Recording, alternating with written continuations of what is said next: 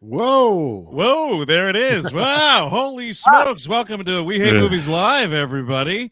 We just popped in here. Hello to all of you fine folk all over this rotten globe of ours. My name is Andrew Jupin, and I'm alongside three pretty sexy novices getting ready to get into a fighting tournament of their own. We got Steve Sadak. Hey, everybody. Eric Siska. Howdy. And Chris Cabin, Goro himself. Babality. Ew. Oh, imagine Chris just turned into a baby right on this. Oh, that'd be amazing. That's what they should have. I know at the end of the movie, spoiler alert, they're like, oh, we go to find Johnny Cage or whatever they're going. It should be like, we need to find the secret of the babality. Oh, like, man. tease that out for the next movie. Like, oh, we know in the next movie there'll be babality. Look, then they can if they were all Scorpion. babies, that wouldn't have been a problem. We would have won easily if they were all babies. Come on, guys. Nary a babality, animality, friendship. I guess maybe there's a brutality here and there. But this is Mortal Kombat from last year, of course, directed by Simon McQuoid. You know him from directing absolutely nothing. This fella, I don't know. He saw somebody murder someone. He saw his own fatality. I suspect he did the intro, the Scorpion Sub-Zero intro, as like a test, as like, well, this is what we could do with it. They showed that to producers, and they're like, okay, here's 5 million, here's 10 million, however much this thing costs, and they made a rest, because that one thing does feel like its own thing. It does, because it's like the only like incredibly well done part of the movie. Yeah, pretty much. And it's consistent. It's well paced. You care about what's happening. It's very interesting how that works. The major glaring problem with this movie, right at the top, where are all the Mortal Kombat characters I know and love, like RoboCop, the Terminator, or John Rambo? Jason Voorhees, I think, was there, or maybe Freddy was one of them. What is Isn't the Joker involved as well? Sure is. Sure. Oh yeah. We start getting into the Joker, which we're going to get into a lot tonight, ladies and gentlemen. I do want to hit play really quickly. What? Coming soon to theaters. Oh, good. It's the VHS Trailer Game, America's favorite game about obsolete materials. I should say the world's, because we got people in Australia. That's and right. The UK listening tonight. Everyone in the world It's a world is famous. watching me. By the way, It's a world famous game we play. Yes, definitely. Sorry, everybody. exactly. I am the game master, and these are my clues. I do want to just take a victory lap on this horrible T-shirt I'm wearing on purpose. Oh, sure. Before this show happened, I was like, you know what? Let me find the worst Mortal Kombat shirt I can find on the internet, and I think I might have done it. So let me just do a little stand up here. Here we go. He's He's So what you tubing. got here is you got Scorpion. You see, Okay, that's your- right. He's Mortal Kombat symbol. Oh, very sharp. Over there, you've got his buddy there, Sub-Zero. He's on top. Dude, of him. Steve, can I one. just tell you, Steve, this Yeah. looks like this is it's a cop showing you his bad tattoos. This is what you're doing right now. And right here, because the mic is blocking it, this is Reptile, and he's throwing up through the sleeve. You see, you can't really. Just like the character, he Oh. just throws up on people. Yeah, there it is. Dude, And even love party in the back here, folks. Oh no. Okay. Oh no. yeah, Mortal Kombat ass. I mean Now- X. Now, be honest, Steve. On the internet, you meant in your closet, didn't you? When you said Mortal Kombat. I think we got Steve lost his mic. Ruined his computer. Oh, this is something. Oh, see, that's Well, I'll say this. Okay, so you still can't hear you. So Steve had said he bought a stupid shirt, and I was like, okay, let me go and see if I can hunt out an equally stupid shirt. And buy it, and then we could do like a shirt. I thought I should have specified. My dream was it was going to be a reveal to Eric and Chris, like who's got the dumbest shirt, and we'd undress. So I am going to undress on the air. Oh, here we go. You guys get a look at what I'm working with here. Take it slow. Yeah, we need to very vamp here. slow. Yeah, no, I'm trying to vamp as much as possible. Oh, the zipper. Do I sound okay now? Am I sounding Now okay? you go. go. Now you you go. go. Yay! Okay. No. Do it slower. Do it So sexier. this is. I mean, Steve, your shirt's stupid. I think my shirt is equally stupid. I think we're both winners here tonight. I think. It's the Okay, I'm idea. glad. But look at this fucking dumb shit I found. Oh no, what is this? It's red, which is pretty red. intense off the bat. This is already a better shirt than mine. So here we go. Goro, I think. Oh, is it Goro? Oh, wow. Oh, no. Brutality. Yeah. Wow. So that's Stone Cold Steven Austin, eh? It is Goro. Like a it is mixture. a Goro Stone Cold Steve Austin mashup. And it's Goro with his top two hands chugging beers. Gotcha. And his t-shirt says Brutality 316. You want a big fat party animal Goro. And I don't know why we don't get it. Steve, what is going... There we go. Yeah. Yeah, Yes, no, it would be something, right? If it was a big fat party animal guy. Yeah, That'd sure. be great. Oh yeah. Do I sound okay now? Now we're doing you are this live. good. Now you you are, do. Okay, you're good, yeah. Steve. You're good. If like Goro, because he's got all those arms. What is he doing with them? How about drink some beer? You know, Drinking just some like- beer. He's drinking beer, holding on to ladies, maybe. Oh or yeah, gentlemen. yeah. Oh, I want Doing a this. lady Goro, right? A giant Goro. They did have a lady Goro. What was her name? Sheena or something? Yes. Oh, Season part 3. Shira, Oh, shit. Sheena. Yeah. Sheena Something is a like that. punk rocker Mortal Kombat character. I think it was Shiva. Yes, Shiva, that's what it Yeah. was. Yeah. You wouldn't Yeah. need big buckets. You would just need Goro could just hold all the kegs of beer, like the two up there, and then he's got one with his arm. He's Dude, good. He's wait, good. Cabin, you just inspired me, man. Goro, the college years. Oh, Dude, he's big man on campus carrying the kegs to the fucking frat house. Absolutely. By the way, I love that technical difficulties have derailed the VHS trailer game. No, And I now was we're about just to talking bring it about back. Goro. Now that the technical difficulties are over with, theoretically. But I'm never going to stand up ever again. This is the VHS trailer game. We play for points, and it's the point system is 5, 4, 3, 2, 1. We're gonna do a hand raise system. That's gonna work because it's visual here, and I can tell who. You guys draw, didn't bring Chris. these? Oh, do we You have guys our lose I have these? no idea. Yeah, I don't know where No, mine is. we're just raising hands, folks. I We're think- gonna raise yeah. hands when we know what it is. If you get the answer incorrect within that round, you have to come back in the next round. The first of these are all on, by the way, obviously, Mortal Kombat was streaming only and then was in theaters a little bit. This is from the 1995 Mortal Kombat. So New Line Cinema, 1995. And Set your heads to that. Do you folks notice that Chris already has his gun out? Like he's already raising Yeah, his I hand. think hands at your sides, ladies and gentlemen. Put them Let's all down. play. Put him down. They're down. They're down. Chris down, Cabin, okay. notorious cheater. Mhm. See, look at this.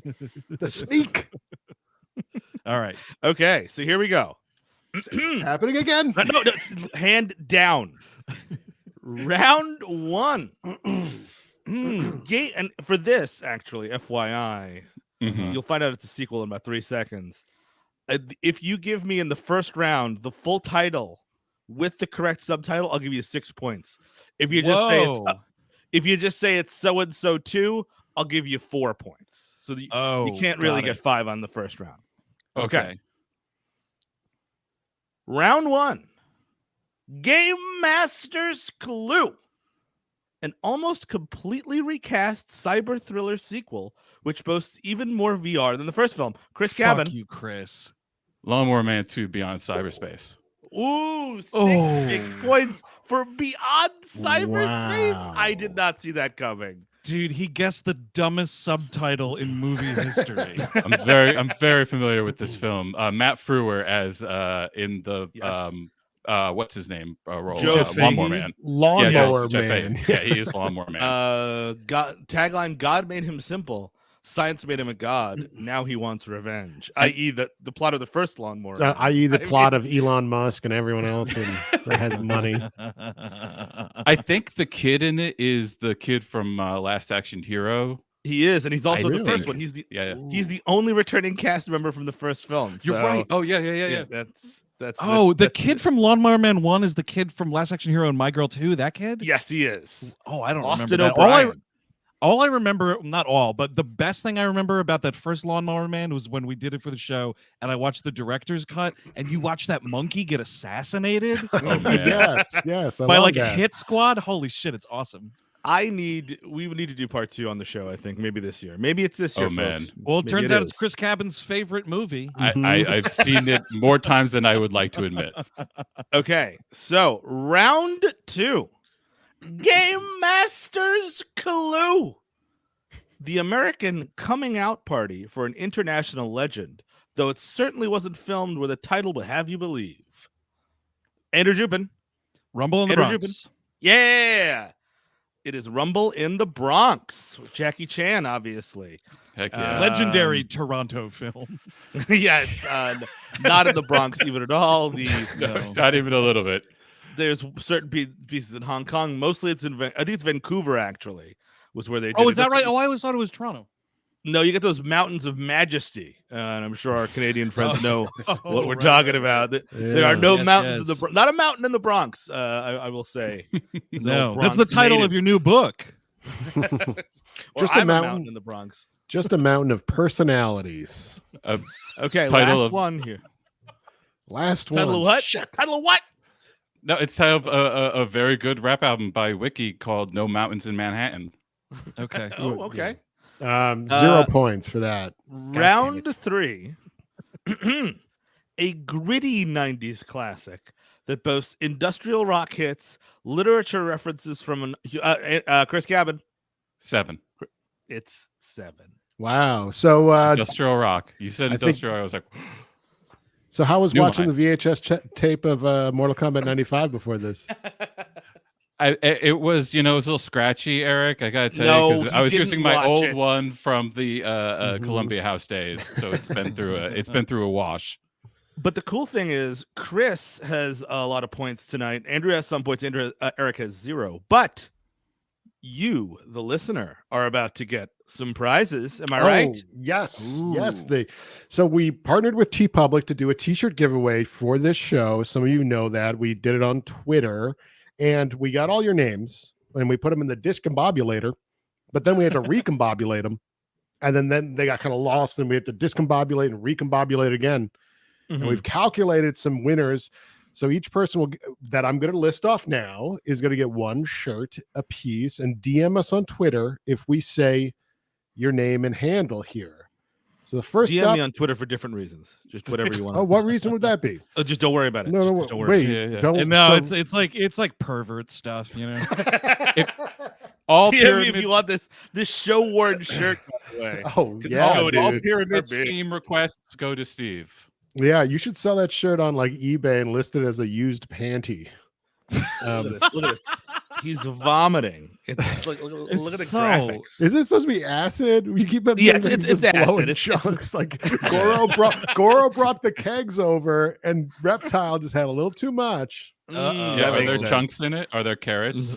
No, it's pretty streamed. Yeah, there it is. I'm definitely not giving away this brutality t-shirt, by the way, because listen, everybody needs a rag to clean their toilet. So Fair point. Speaking of a rag to clean their toilet, t-shirt winners, but you could also wear our merch. You don't have to clean a toilet with it, but it's up to you. You're the winner. You're the big winner. Sure. You survived the discombobulation and the recombobulation. Sean Goff at Buttonhead CEO. You are our first winner tonight. ooh, well done. We should say, by the way, you get the choice of either the new Mortal Kombat t-shirt or the new Bean Dinner t-shirt. So when you email us or DM us, rather, specify that. Also very important.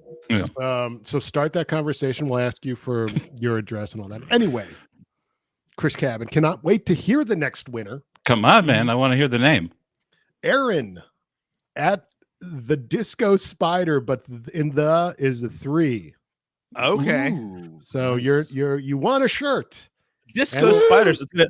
Do they have 8-legged t-shirts on the TeePublic? Is that an option? I don't know. They should have at least 4, right? For Mhm. Goro. Goro would For- like to love our t-shirts. And the last one, Chris Cabin. I was doing Disco a disco machine. because it was Disco Spider. Yeah, I get Oh, See, I was trying to do this right there. that. That's it. Will Oxford at Will Oxford 1. not mine. You are Okay. our final winner tonight. You survived discombobulation and recombobulation. Well, I don't think we should go. give the shirts to shirt magnates. He invented the Oxford shirt. His father did. Of course. Oh yeah. Oh shit. So we shouldn't. Rich kid here. We shouldn't give him anything for free. Exactly. No. Of course. He won. They won. That's exciting. Yeah. That's why it pays to follow us on social media, folks. Sometimes free stuff comes around. Can I take an unpopular opinion real quick? Oh, here we go. Okay. I didn't hate this movie. I don't like this movie. This movie doesn't work. It's okay to like a movie. I had just enough fun where I'm like, okay, this is not the worst movie I've ever seen in my life. That's where I'm at. And there are worlds in which I was 17 and I saw this movie and it ruled. That's what I'll. Sure. What is okay? There's this versus 1995. Oh, 1995 is much better. You got to go 95. This is the second best Mortal Kombat movie. 95 is good to know. I think one of the best video game movies, period. Yeah. Annihilation is a nightmare, and this is just like stupid, extra dumb violent, and like the cursing is really annoying, but also kind of funny. And this was my first movie back in a theater after 2020. So oh wow. Yeah, I went out early, you know, everyone was like, don't do it, you're gonna die. But I was like, Mortal Kombat's in the theater, and I had fun with it. I did, but there are a lot of issues here. First of all, I already said them. Where's RoboCop? Where's the Terminator? And where's John Rambo? Where's Smoke? Where's the toasty guy? And Cyrax and Noob Saibot. I mean, here's the thing. I know what Cyrax and Noob Saibot. They screwed me up so hard with the Cabal design. Yeah. Because I was expecting the Tusken Raider look, and instead he looks like Cyrax. He looks almost exactly like Cyrax. I guess you're right. It's kind of a mix of both, but like you don't have like the bright yellow or the bright red indicating one of them two robots there. So, but I'm fucking voice that they have on Cabal, by the way, is. I thought they're like red light bulbs, right? I thought that was pretty accurate. He's got them in this stupid movie. Well, but the Cabal, I know at least, is like got those big, stupid, like can eyes. Yeah. And he's got like the little night vision, like when Ray Stantz is trying to see a ghost to give him to find a ghost to give a blowjob from. He looked more human. He looked more human. And yes, he's just a full robot. And this, he's a robot who sounds like he runs a deli in the Bronx. Yes, this voice. Like underneath. Do you know? No. Did you look it up? Who did this voice? No. Because so the body's just like a stuntman, but the voice is the dude. Because we shot this movie in South Australia. There's a ton of Australian people running around this movie. It's the guy who he played Charlie Manson in Once Upon a Time in Hollywood. Oh shit! And also Charles Manson on Mindhunter. Nice. Oh, it's that guy. It's that guy doing the voice of Cabal in this movie from Justified. Dewey Crow. Yes. Yep. Dewey Crow from Justified. That little wiener guy is doing that stupid voice. Charles Manson should be a character in the movie. Put him in the movie. Well, yes. Whoever he just died of natural causes in prison. That's why they kept trying to kill him in prison. They wanted that Mortal Kombat logo. You know what I mean? They wanted his powers. No, Charlie. We really thought you would find your Arcana when you did that. It's pretty wild. Shoots pretty wild. A laser out of the swastika in his head. Exactly. Like a swastika laser. No, his Arcana was being an amazing folk singer, Chris. It's true. He's fantastic. The angelic voice. Just ask the Beach Boys.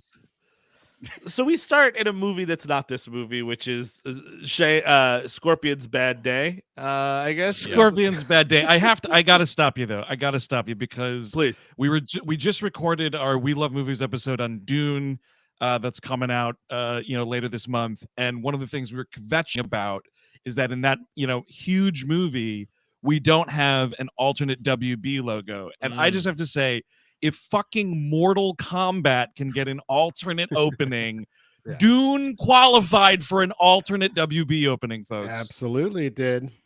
I haven't really Villeneuve didn't want it. What happened? Maybe. I wonder if Villeneuve didn't want it. That seems like something like he's classier. Like classic. Let's open and shut it. This one even like. This isn't even specified Mortal Kombat. It just like looks like you're in an ironworks for most of it.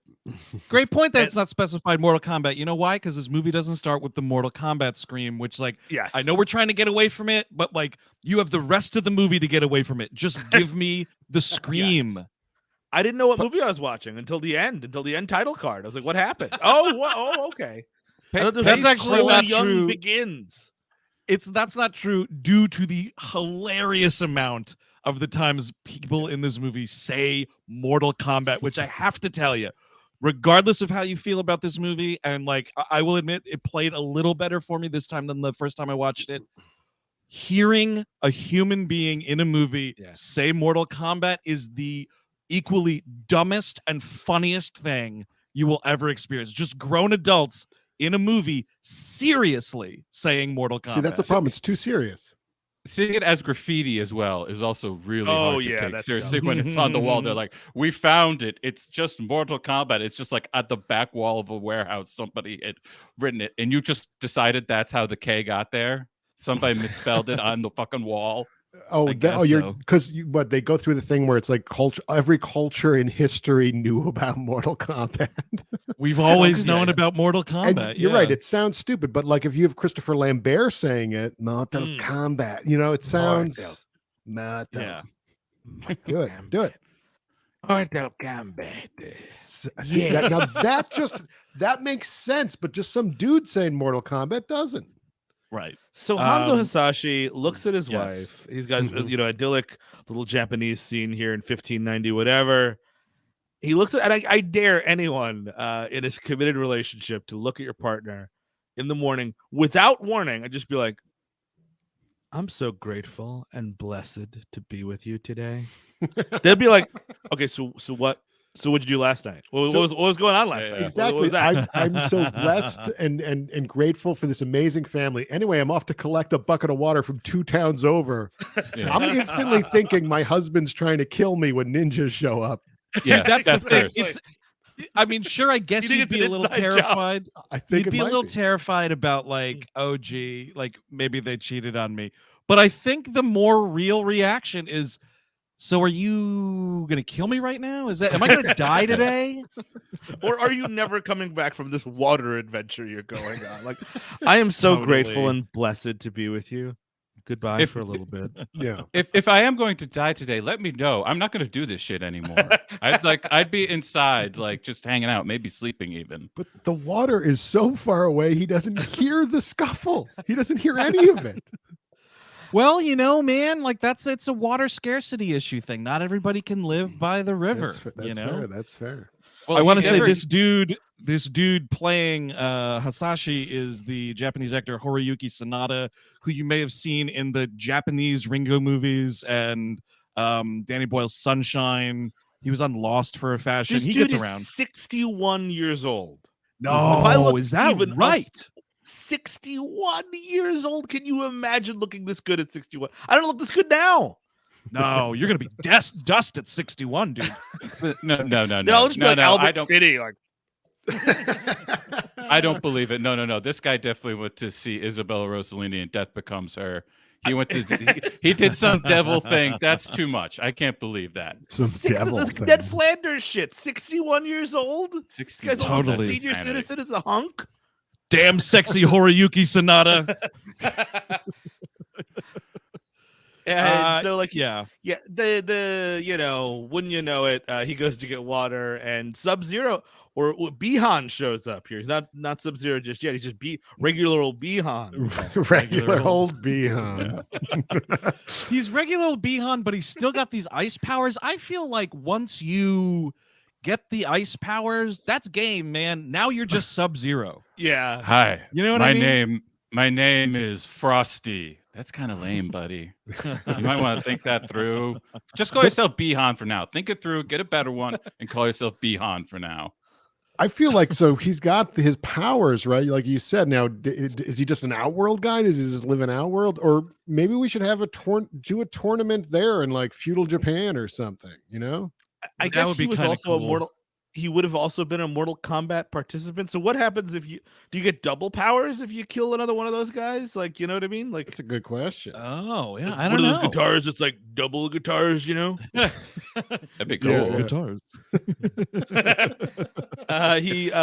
We're hiding the baby in a basket under the floorboards because mom realized it's a little cold in the apartment. You know what I mean? Totally. Did you guys? Anybody peer through the cast list on IMDb? Did you look at it at all? Really? No. Let me tell you something. The actress that plays this baby has an IMDb picture, and it's fucking hilarious because it's just a cute little baby picture, and then you look at the bio, and it's just like known for Mortal Kombat, and it's just a little baby like.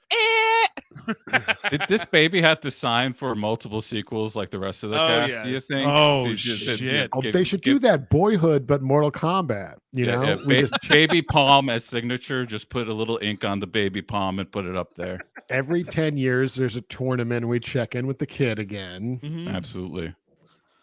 So yeah, they lay waste to his family, and he doesn't hear it. And then we get Raiden shows up, and he's got those glowing eyes, and he saves the baby. Thanks a lot, fucking Raiden. Thank you very much. You couldn't show up maybe fucking 5 minutes earlier, 10 minutes earlier. You fucking magical fucking thunder being. You couldn't get here a little earlier to save my fucking family. There's a lot of congestion in the clouds. You know, a lot of traffic and stuff. Yeah, Bihan makes short work of Hasashi, even without most.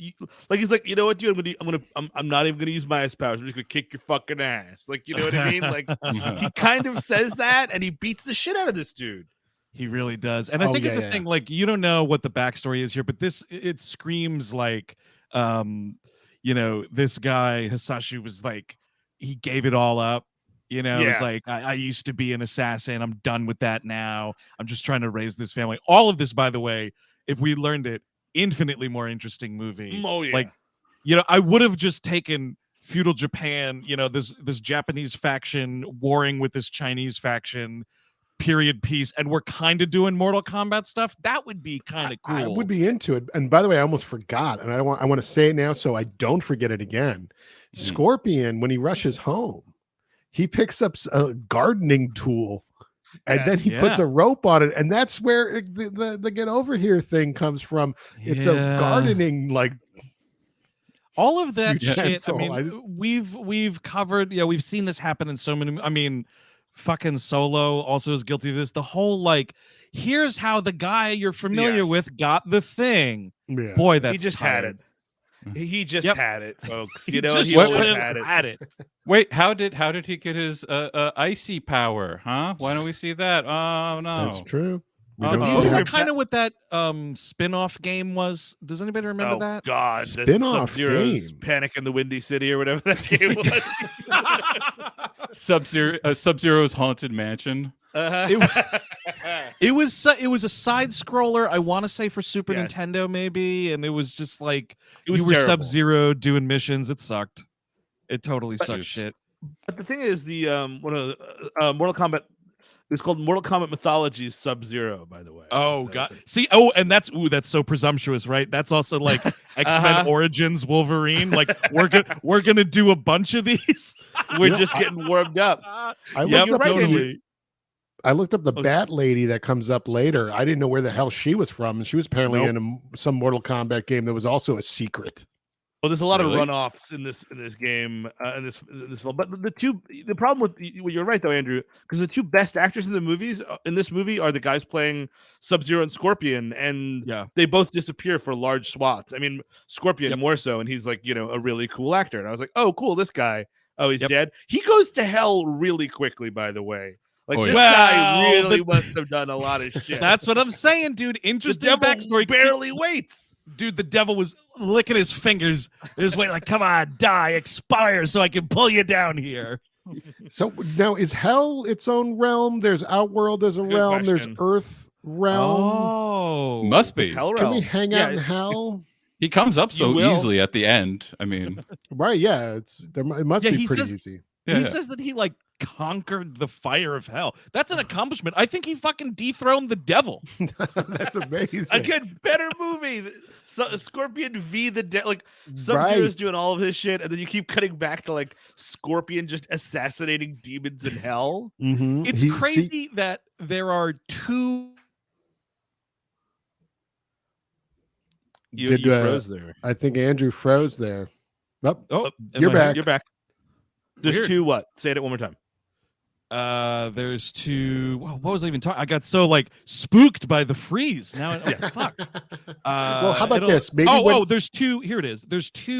There are two Bill and Ted movies that spend more time in hell than this Mortal Kombat movie, and that's just crazy. Fair point. I want to see Scorpion working for the devil, like you know, maybe working his way up to be big enough to usurp him, you know, and he's like being passive aggressive in the office. Yeah. Ninja, what are you in for? It's me, John F. Kennedy. I met this ninja today. Called him Scott. Got a new buddy, another drinking buddy in hell. You're Lord Master Satan. I'm just gonna say it now. I think you're that ninja's coming for your slot. My brother Ted will love this lake of fire. Yeah, meet literally all the rest of my family who are here as well. Any one of us, we could be ninjas, devil. Come along, John, Bobby, Tate.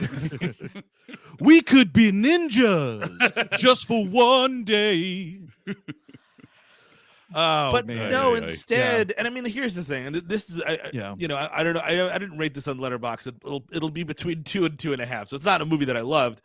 And like the sky high. I gave it 2.5. Yeah, I think I reevaluated at 2. I'm just joking. But it's like it's the coal business, and like this guy, just make him Striker. If he's Striker and he happens to be Scorpion's whatever nephew, great grand whatever, because then at least I have as a guy wearing this incredibly stupid T-shirt, I have a purchase on this character as opposed to like it's Cole Young. Hi, Cole. Yeah, it's really freelance boxer or MMA guy, washed up freelance MMA fighter. Yikes! I'll do you one better. World class loser. Well, that's the thing. If we had Stryker, we might have lost out on this guy. Fucking Andrew Dice Clay, who runs the gym where the MMA fights are going. This guy comes in is like, oh, look at this. If it isn't the biggest piece of shit in the world, are you prepared to get your ass beaten forever again, young man? I gotta mop up your blood later tonight. Oh my God, what a piece of garbage you are. And it's great. He's doing him a favor. It's like, well, you wouldn't find anybody else at an hour's notice. Like, clearly, like, they're like, Cole, buddy, Boobala, I need your help. I need somebody to fight. And he shows up. Look at this fucking loser. I just love the idea, too, that this guy is really sweating the fact that he might have to cancel, like, his incredibly poorly attended, possibly underground fighting match. Like, there can't be that much on the line. Also, he couldn't have been Stryker, right? Because he's a cop, right? Wasn't Stryker? He's the biggest problem right there. Stryker, not only was he a cop, I believe he was a member of the LAPD. I think he was on the ground during the Stryker to this day was involved in Jan 6. Yes, he's on the Rodney King tape as well. I guarantee you a lot of the Jan 6 guys, their Reddit names were definitely Stryker and a string of numbers. Exactly. Stryker MK fan X69. There you go. Mark Furman rules 69. You're totally right, though, Steve. Yeah, Mark Furman and his fucking Nazi plates. You're totally right, though, Steve, because if I'm remembering the Paul W.S. Anderson classic correctly, like Johnny Cage, they kind of split it between like Johnny Cage, Liu Kang, and Sonya. Yeah, and those are characters that like I kept expecting Cole not to be Stryker necessarily, but to. And then when he gets his Arcana, you're like, oh, he's actually this character. Why not Smoke? Right, yeah. Well, exactly. He turns into Smoke. He turns into give me fucking Ermac. Is it like they're like, oh, didn't they used to call you Ermac in high school or something? Like, you know what I mean? Like, the dumbest possible shit. At least I have something to get from him. Because he had like a Macintosh laptop and he dropped in the hallway and said and everyone was like, hey, Ermac. It's Ermac. Hey, Cole, didn't you say you always liked the rain? Why, yes, I did. There you go. Can I tell you, in the background here, I'm just running some like 3.5 hour playthrough of one of these games. Okay. And they added the cutscenes also. I think it might be the Mortal Kombat 10, Mortal Kombat X, as they call it. Oh, so it's Steve's T-shirts on your TV. Yes, I think that's right. But there was a cutscene I was watching where a dude walks up and this guy, it's Johnny Cage, and he's laying on the ground and he goes, "Oh my God, Smoke! What are you doing here?" And this guy, I'm telling you, he looks exactly like Smoke. He goes, "I'm not Smoke. I'm blah blah blah," and it wasn't Ermac. And I was like, "There's another one of those guys." Oh, there's nothing but those guys. Well, because that's the thing is, I checked out a Mortal Kombat after Mortal Kombat 3, and I have not really. I played one of those games in the middle for PlayStation that I liked quite a bit, and then I played the DC version a little bit, and that's kind of it. So these other characters that show up halfway through the movie, I'm like, who cares? Wait, so have you not seen any of the new characters from like the last iteration? No. Steve, there's great ones. There's one Vape. He's fantastic. And there's one called Podcast. Q is a new one. He's a new boss baddie. Got it. Yeah. Yeah. Well, that's what's crazy. I think I got one of it might have been X actually from on the PlayStation or something, and way more so than this movie, which it does happens where I was like, who the fuck is that guy? Who's that lady? All that stuff. The game, I was like, oh, I've got nothing. I mean, there was like there was like Sub-Zero and Scorpion, because I think you're like legally obligated to put them in and like raid into, but like there were like 40 people. I had no clue who they were. And I was like, this franchise and the lore and the legacy of it all has moved right on by. Okay, if people are still doing cosplay and Halloween costumes, they have to be there. They have to be there no matter what. Introduced in Mortal Kombat 4, somebody named Jarek, someone named Kai. Jarek? Dude, I thought you were going to say Jared. Reiko, who's the hammer guy in this movie. Yeah, and then somebody named Meat. M-E-A-T. Oh, yeah. You got a picture on this guy? I don't apparently... go to Steve's DMs for that picture. For those meat pics. Let me see the just meat. A cow? It's a skin that would depict each character as a bloodied corpse. That's great. You know what? Oh man, you are running on fumes. So speaking of a bloodied corpse, Cole just gets his ass kicked by this guy Ramirez really quickly. Dude, and a lot of all the lightning and shit, and also the fact that I was wishing Christopher Lambert was in this movie. Yeah. Once they said there was a character, this guy Ramirez, I was like, when is that Highlander 4K coming out? Why can't I be watching Highlander right now? God damn it.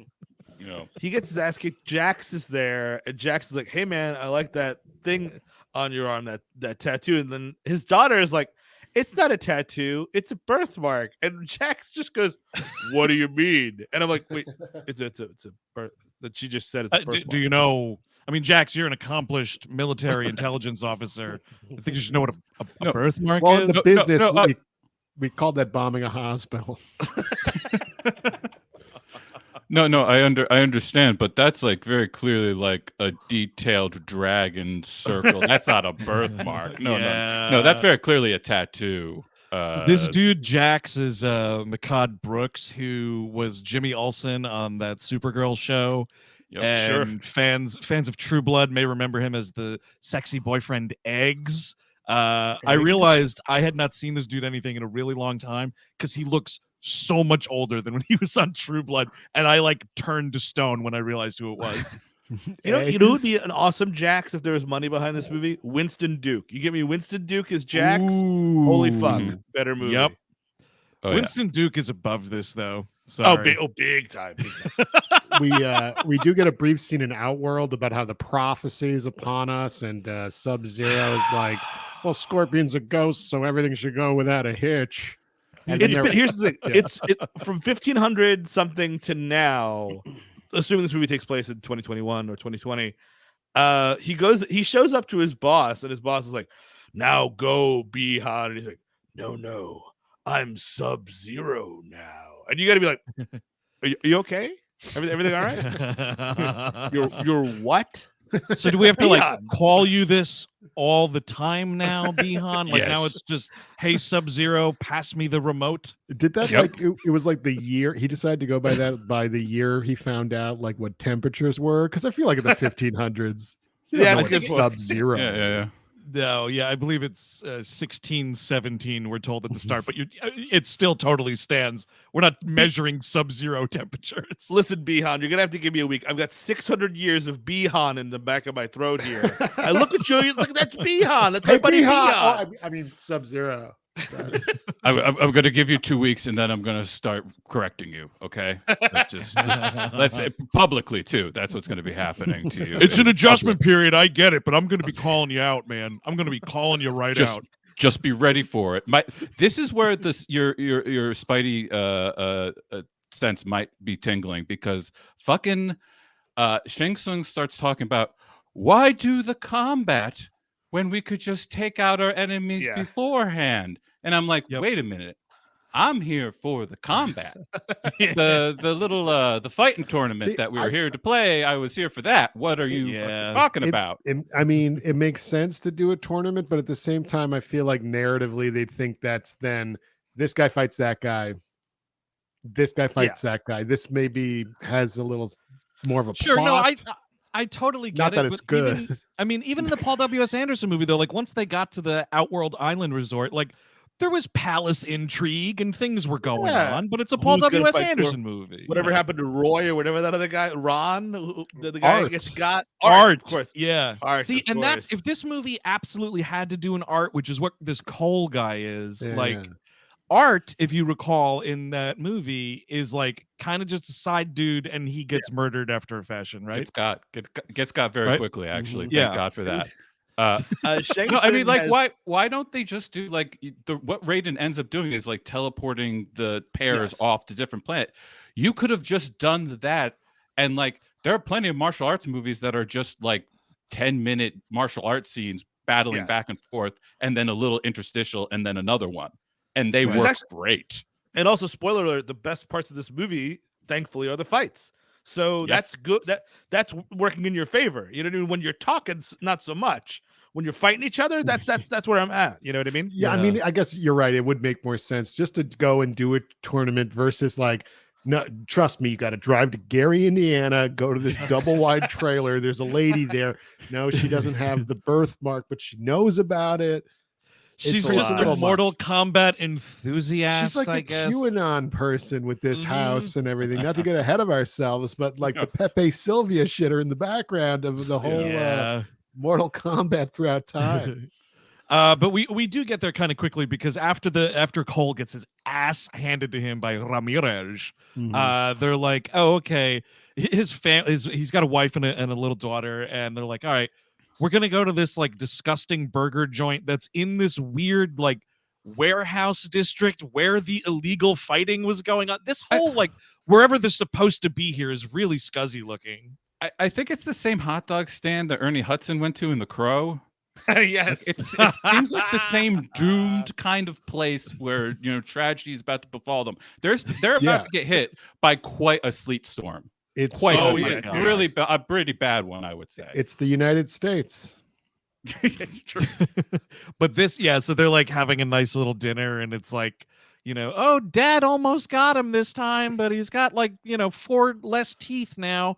So they're having like a nice $200 richer, Andrew. That's true. 2 big ones. $200 for your fucking kidney getting popped or something. But so they're having a nice dinner outside, and it's like, oh, this ice is falling down. What's going on? And you see Sub-Zero like walking down the street, and he like throws all this ice at this burger stand. And dude, let me tell you guys, when that one guy gets taken out by a huge piece of ice, I was laughing my tits off. It's so that great guy's got no dragon mark. He just wants a fucking cheeseburger. Well, fuck him. You never know who could step up and fight for the Earth realm. You might as well take them all out. But I think it was Cole that had some line that was like, wow, it's snowing. I'm just waiting for some alcoholic to run into the street and be like, where's the Coors Light train? Where's it? Come, right? Where's it? Come right. Oh, God. Oh, I missed the silver bullet again. Oh, God damn it. Did anybody get a free beer? Did anybody get happening? Today's the day. You're going to tap the Rockies, right? Or is that Coors? You're tapping the Rockies. Yeah. Coors Light. See, when I was a kid, I was convinced those mountains had beer under them somewhere. You know what I mean? Ooh, God, what a fucking majestic planet we'd live on if that was the like right lakes of tips, beer. Eric. Lake Right Lake at the tips. Superior, dude. How about that? Jax picks them up, saves them, and this is one of my this movie. One of the problems with the movie, it's got potty mouth in a big bad way, and like I like to curse, you like to curse, but the prominent F-bombs, because like Cole's he's like Jax is like, here, take your drive your family to a safe house, and then you go to Gary, Indiana, meet Sonya Blade. I'll take care of Sub-Zero, and he's like, no, we can take them together, Jax. Why do you want to leave us alone? He's like, do you want to meet your family on a fucking slab somewhere? And it's like, could you just say like your family, protect your family? Like, we're dropping F-bombs at me. I don't even know you, dude. What are you cursing? The morgue slab threat. I love that, dude. You can tell that the wife is even just like, look, I know you just saved our lives, but I got a kid here, man. What are you doing, Jax? If that is your real name. Well, I mean, like, to be fair, he does get a little bit of a comeuppance here. He certainly does. He fights Sub-Zero in like what looks like an abandoned gym or something. I think it's like a construction site or something. You know what it looks like is the abandoned place there that Michael Keaton gets killed by that fucking ghost tornado in White Noise. Okay, yes. I buy that. Yeah. But Jax has a great line here, right? When you want to threaten a thousands of years old demon, you say, "I done 6 tours, motherfucker."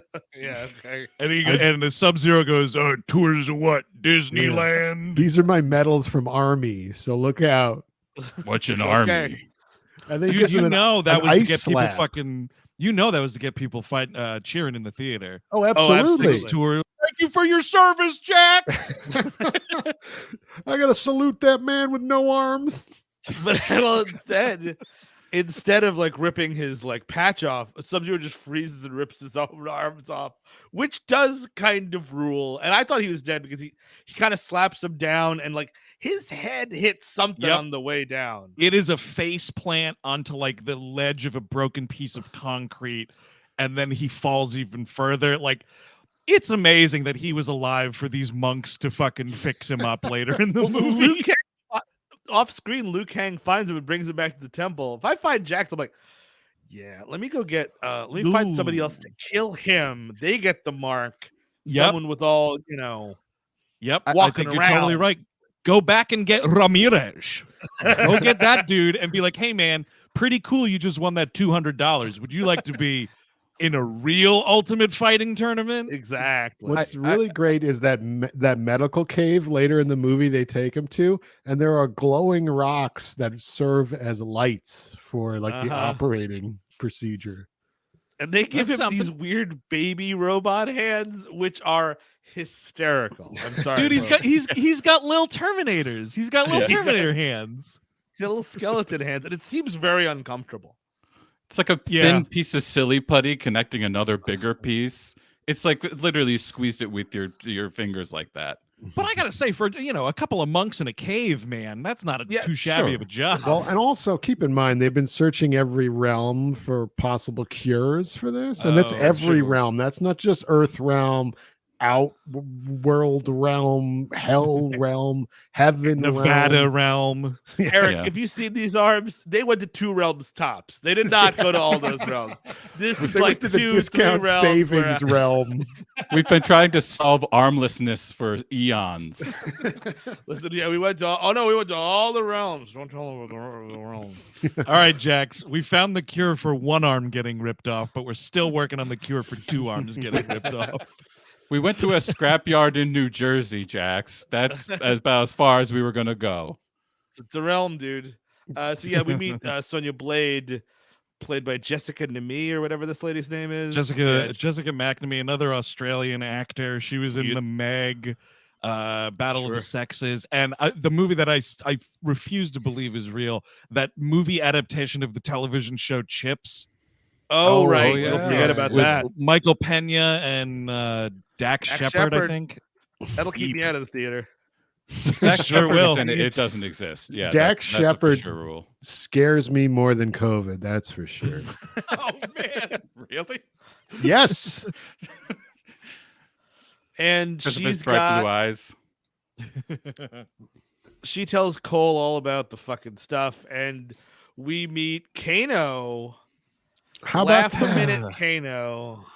Dude, first of all, before we get to Kano, can I just say really quickly, an Easter egg that I noticed was on her Pepe Silvio board, where she's like, we've been tracking all these like Mortal Kombat contestants, yada yada.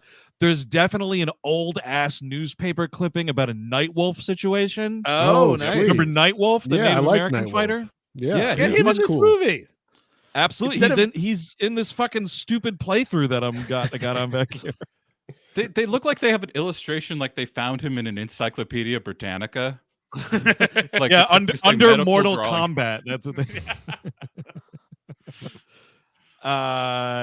Yes, Steve. I'm sorry. Laugh a minute, Kano.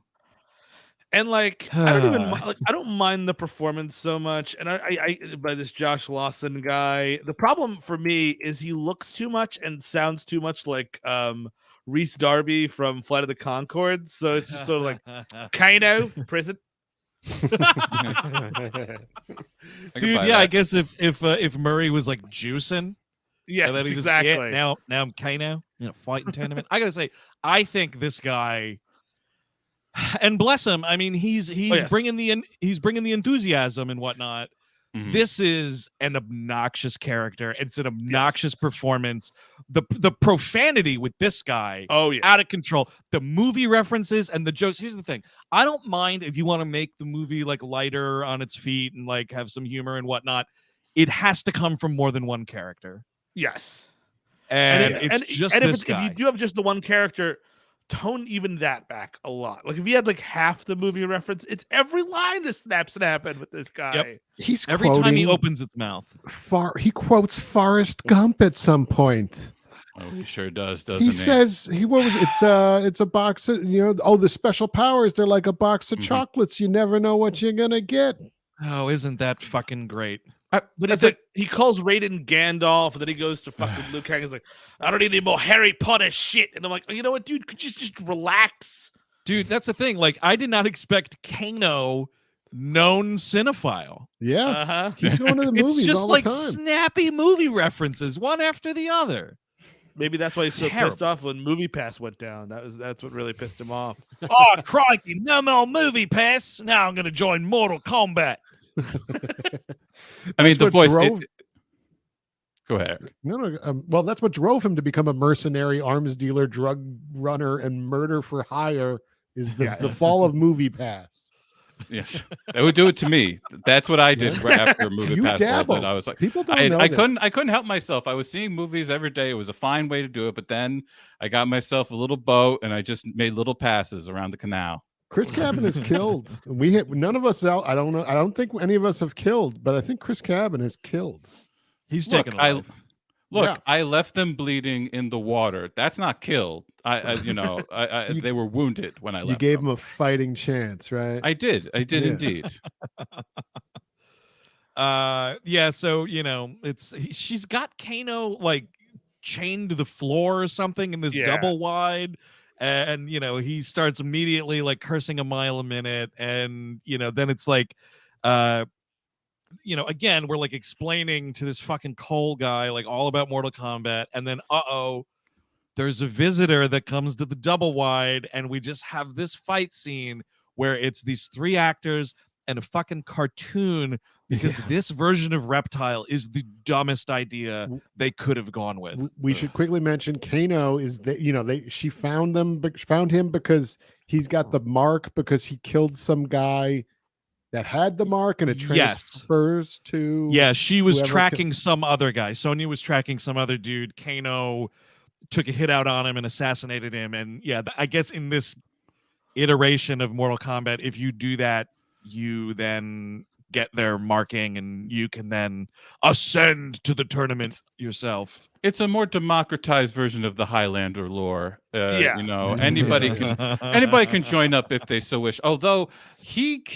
I think he takes Sonya's kill of Reptile purposefully, even though he doesn't need it. He's just getting to level up with Reptile, getting his heart taken out. Yeah. I don't know if that works with Outworld people. I think it's only humans that are born with the is that right? mark.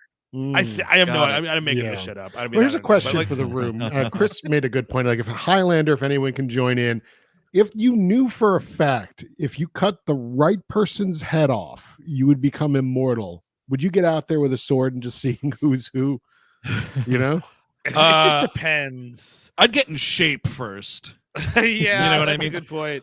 Because I feel like the Immortals in Highlander, it's kind of like a vampire thing, right? Yeah, the way you look is the way you look. So I'll get fit first, and then maybe I'll go wandering the streets with a sword, cutting off random people's heads.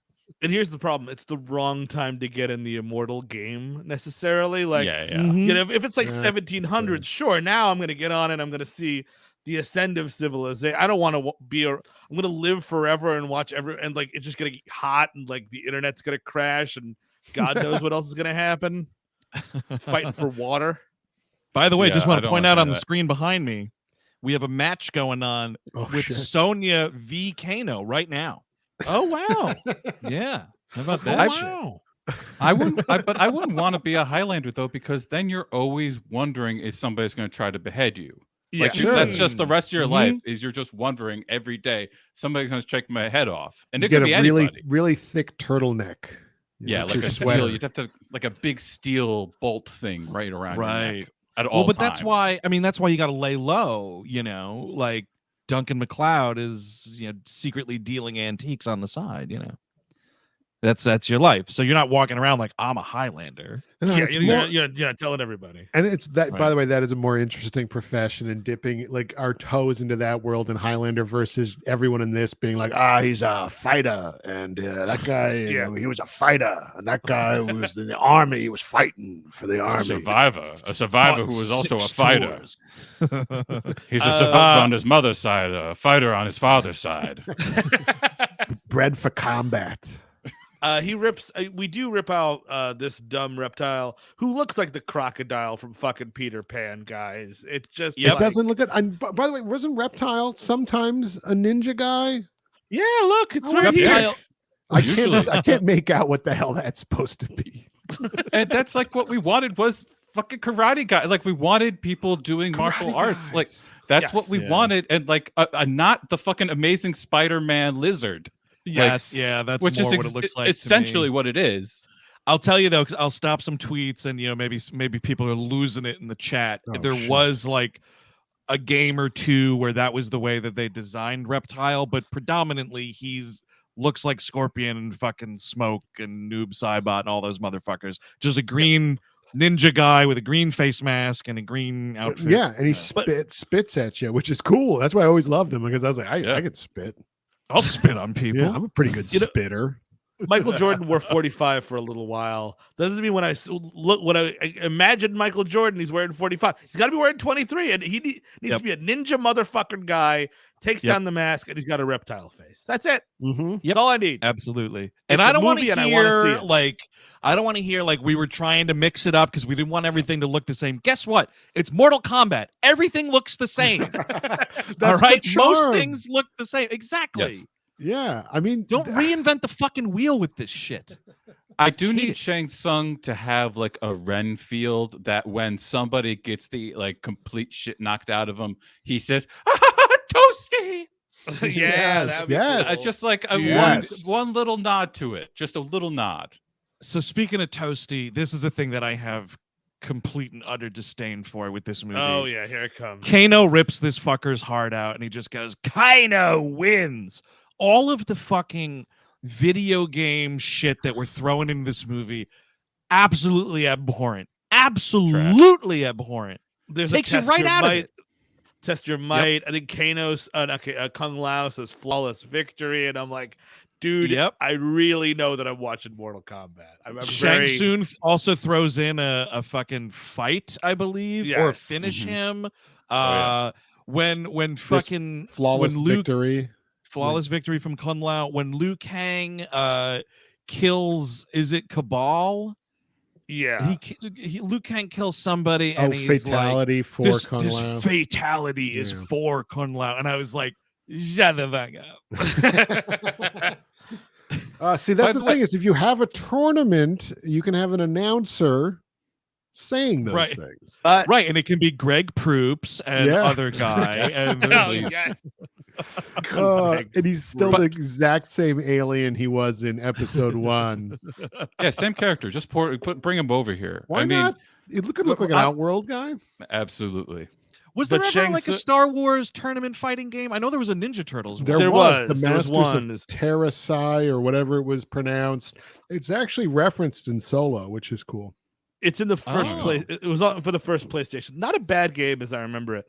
Shang Tsung, by the way, hanging out with Big Bill Belichick too much because he says we didn't win 9 tournaments by playing by the rules. Ooh. Oh, dude. Yeah, Fatality Gate, man.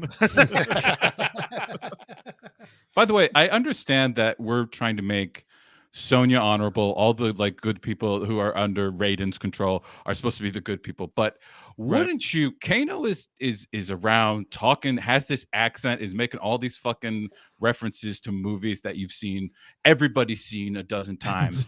Wouldn't you be like, you know, Sonya, I could slip something into his drink tonight, and you could do that. You could take the drink to him, and it would become your tattoo. But now, wouldn't that be better? How much does the mystical forces know? Because if they know say I do the concoction and then let her do, would it just go to me then?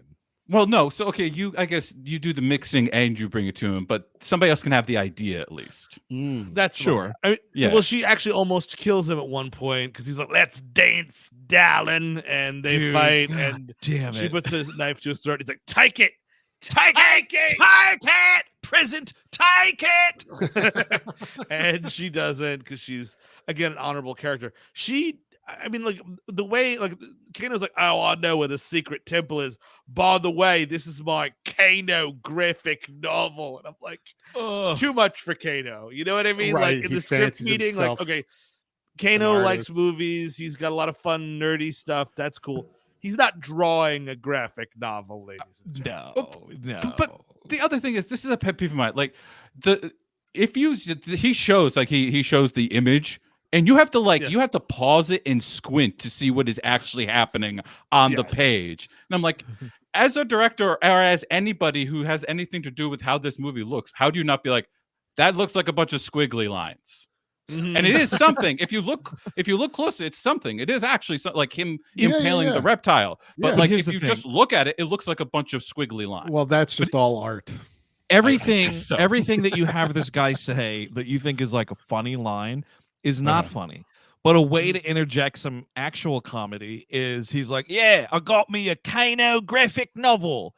And he shows it to Sonya and it's garbage. It's like little baby drawing garbage. It should be the that would be kind of fun thing. Yes, yeah, exactly. Look like a fucking Don Hirschfeld movie. It's pretty convenient that Kano just happens to know where Lord Raiden's temple is because he used to run guns through there and the locals wouldn't shut up about it. So I guess it's been so long since a tournament and Raiden's busy in the sky or whatever that he never goes there. So you could just stash guns there. I guess so. Like, but the like the local people can't stop talking about it. Like, what are we selling Outworld T-shirts at the doorway? Like, well, no, it's you got all these conference championship T-shirts because again they've never won the division. You see, right? Never won the tournament. So it's just like Outworld. Maybe that's what Outworld almost pseudo champion. 2002 the Earth Realm winner shirts go to some other realm, right? Exactly. Well, maybe that's what we do with because you got to print the shirts because if your team wins, you got to have the shirts on the street the next day. So the flub shirts, I think we're dumping them into that Outworld portal. Just get them out of here. It's like an ironic gift in Outworld. Like, look at this fucking Earth Realm winning. Come on, it's hilarious. Happy Outworld mess. Shang Tsung or Prince Goro comes to make a speech, and all of his subjects are wearing those T-shirts, like all of them, and just a sea of them, like the Pope speaking. It would be awesome, dude. They're wearing T-shirts like this. Oh yeah, God damn it. they're flying to wherever the fuck this is, which it's not really specified, right? It's just somewhere. Everything, it's kind of like we mentioned Gary, Indiana by name. That's where the double wide was with Sonya. Everything else is who the hell knows. Yeah. I mean, this is like South Australia, like desert stuff here. This is where Steve, you already mentioned it. They have the Kano Sonya fight right here. This woman, decent fighting ability. When she's fighting, I realize she looks like Elizabeth Berkley's stunt double, if Elizabeth Berkley ever needed a stunt double. Yeah, by that. Whoa. Yeah, but this is where we meet Liu Kang right here. He walks toward them like from the horizon in front of a sunset, which is kind of funny because this guy went on to be a supporting role in the new CW Kung Fu show that came out like maybe last year or 2 years ago. Oh, really? Okay. Huh. I think it was maybe 2021. I did not know they made a new version of that. Yeah, I don't think he's the protagonist. I think you follow a woman on some kind of journey, but it's funny because that was like it reminded me of the opening of the old Kung Fu: The Legend Continues show. He also is in previous one of the best episode... theme songs. Yep. Ooh, yes. Previous episode, Power Rangers. He was the Black Ranger. That's right. The actor is Ludi Lin. He was also an Aquaman for a hot second. Oh, wow. Forgot all of that. And, he has some fun. And that's the thing, is because Kano's like, wow, look at your fire powers. How do I get me some of those? Give it him. What's me superpower gonna be? And then this is where Liu Kang needs to say, okay, the first thing about Mortal Kombat training is you stop saying superpowers. Yes. Like we don't talk about our abilities in that way, okay? Like because this dude, he's like, oh, what am I gonna get? Am I gonna be Batman? Am I gonna be Superman? Fuck, I love this performance. I hate it so much. He also is like, oh, put a shit on Magic Mike. Hey, is this working for anybody? These movie references. Oh, he's making a list. Hey, cool it, Oscar Schindler. All I gotta say is Kano fucking better not start a podcast because then we are out of business. No, Look at me. Not. Look, I'm making a graphic novel. It's Australian Splendor. Yeah, anybody remember that movie? Yeah. It's based on me life. Me being a loser. I hope, Davis, should we go to the Whataburger? Oi, David Letterman's making fun of me. I got a public feud with David Letterman. Oh, great. Now I've got cancer and my wife's got to take care of me. This is fantastic. Oh, she left me due to all my movie references. If you die of cancer, where does that mark go is the question. Well, that's a great question. Maybe just cancer should be able to fight. That's one of the greatest killers in Earth realm. It's right? probably like I think one human being has to take another. Oh, maybe that's actually, Chris, I like yours. Maybe the devil just gets it. What's this? Oh, another Mortal Kombat symbol. Those guys are dropping like flies. Or you know what? I don't know what to do with all these. I was just who wants one? Dahmer, you want one? Hitler, you want one? Here you go, boys. Oh, Scorpion, you already got one. You're good, Scorpion. You know you got one. Or the doctor or the guy at the morgue maybe will get it. Absolutely. Oh, shit. Yeah, if you then do the autopsy, dude, right? Yeah. That's right. Okay. Do you guys? It's just some schlubby like doctor being murdered in another universe or whatever. That'd be cool. If we had that doctor in this movie, you know who he could be played by? That dude who played Egg Lawyer. Yes. Oh, yes. What are you saying, Kevin? I was gonna say if that was gonna happen, like it would be funny if that happened, and he also, like Kano, he finds his arcana through racism. Because Kano is at the dinner table, and he's like giving it to Kung Lao. He keeps on asking him for an egg roll, and like he just gets so pissed off at him not giving him the egg roll that a fucking laser beam shoots out of his eye and bounces around the room. It's every racist. That's how it happens, right? You're dressing someone down with your racism, and that makes you even stronger. Because he calls him a woo-shoo wanker. Yeah, dude. You woo-shoo wanker. And Steve, your fucking Gandalf line there, man. The tail end of that is a bit of racism. He goes, and what about me, Gandalf? What does my fortune cookie say? He He also pulls a Dr. Evazan and Ponda Baba here by going, I'm wanted in over 30 countries. I've got the death sentence on 12 systems. Also, wanted for what 30 countries? Like, yeah, well, I think I was running guns here. The other one was a little bit of a scrape I got in the public school, you see. I was selling a graphic novel. I'll be honest, okay, I saw a couple of tattoos that weren't actually the tattoo that that makes you powerful. I killed a couple people, okay? I killed a lot of people who I thought had the tattoo, and they just ended up having like little earth symbols or peace signs or something like that. All right. I traffic guns and I traffic humans. 4 of those countries. Look, I downloaded all those pictures on a big zip file. I didn't know what was in them. I'm innocent. I'm innocent in France. I'm innocent in Spain, Belarus. Well, and if everything goes right, it'll be down to 28 countries because some of those are tax evasion, and I settled that score. I did. You know it's bad if check is in the mail. You know it's bad if France is against it. They're usually pretty cool with that stuff. Oh, wait, what was it that what was it that Robert Townsend said? I'm writing a book about it. I'm writing a book about all that. Yeah. I'm writing a book. Graphic novel. Oh, it's graphic, all right. It's Pete Townsend, was it not? Pete Townsend. It's not Robert Townsend. So where can I pick up that book? Never came out, stunningly, actually. I don't think it ever came out. Yeah, there is a fucking laugh out loud line. My God, when they get in there and everything, and it's like right around the dinner scene, so it's all fine. It's like Liu Kang's like showing him around or whatever, and Sonya, I think it's Sonya, is looking at like they have all these murals on the wall or whatever, and she just goes, "These murals are the living history of Mortal Kombat." Oh man. Oh God. This is when she meets up with Jax and she sees the weird baby arms on him.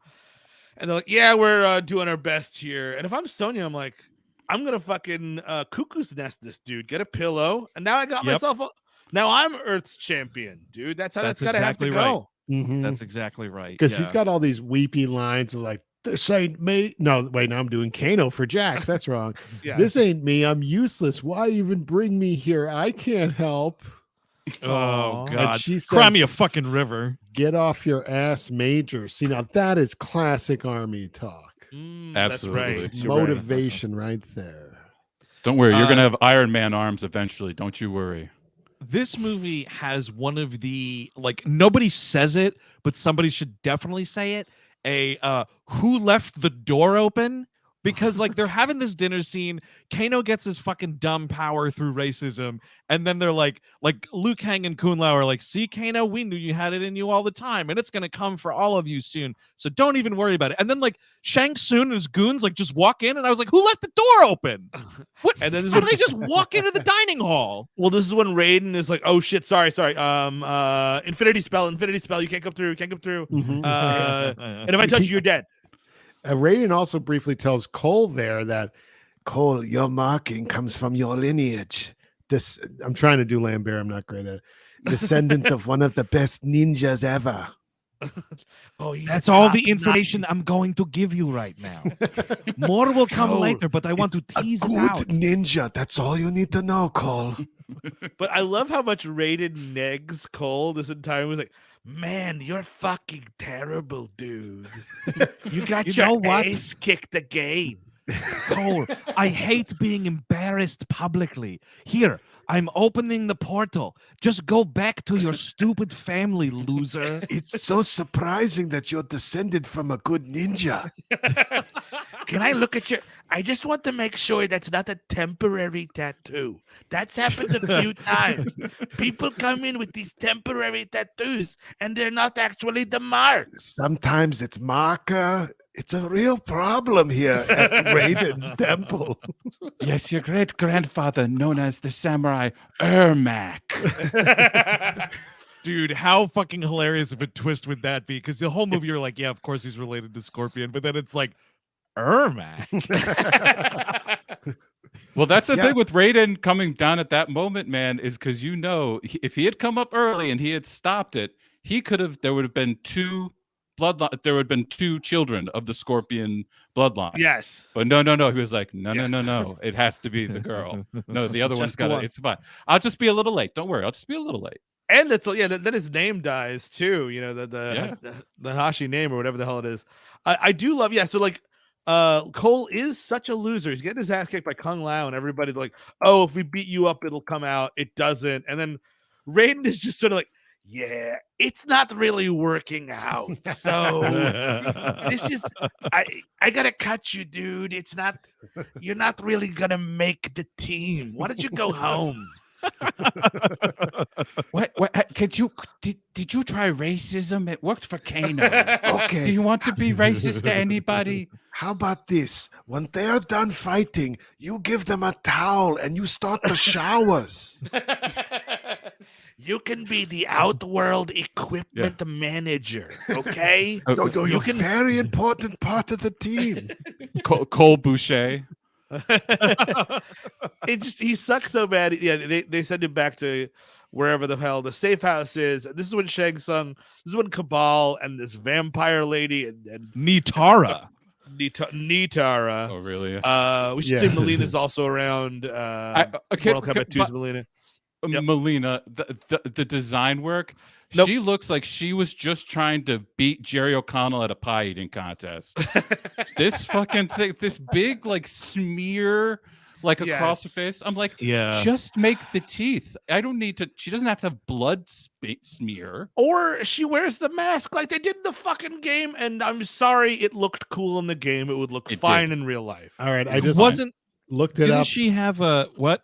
Oh no, I was just looking up Nitrate or whatever this lady's name is. Nitara. Mortal Kombat Deadly Alliance was her first appearance. I have no idea what that is. That's literally the first time I've ever heard that in my life. Then she was in Mortal Kombat Tournament Edition, Mortal Kombat Deception as a cameo, Mortal Kombat Unchained as a cameo, Mortal Kombat Armageddon she was in as not a cameo, and then she's got a cameo in the Mortal Kombat 11, which is the newer one.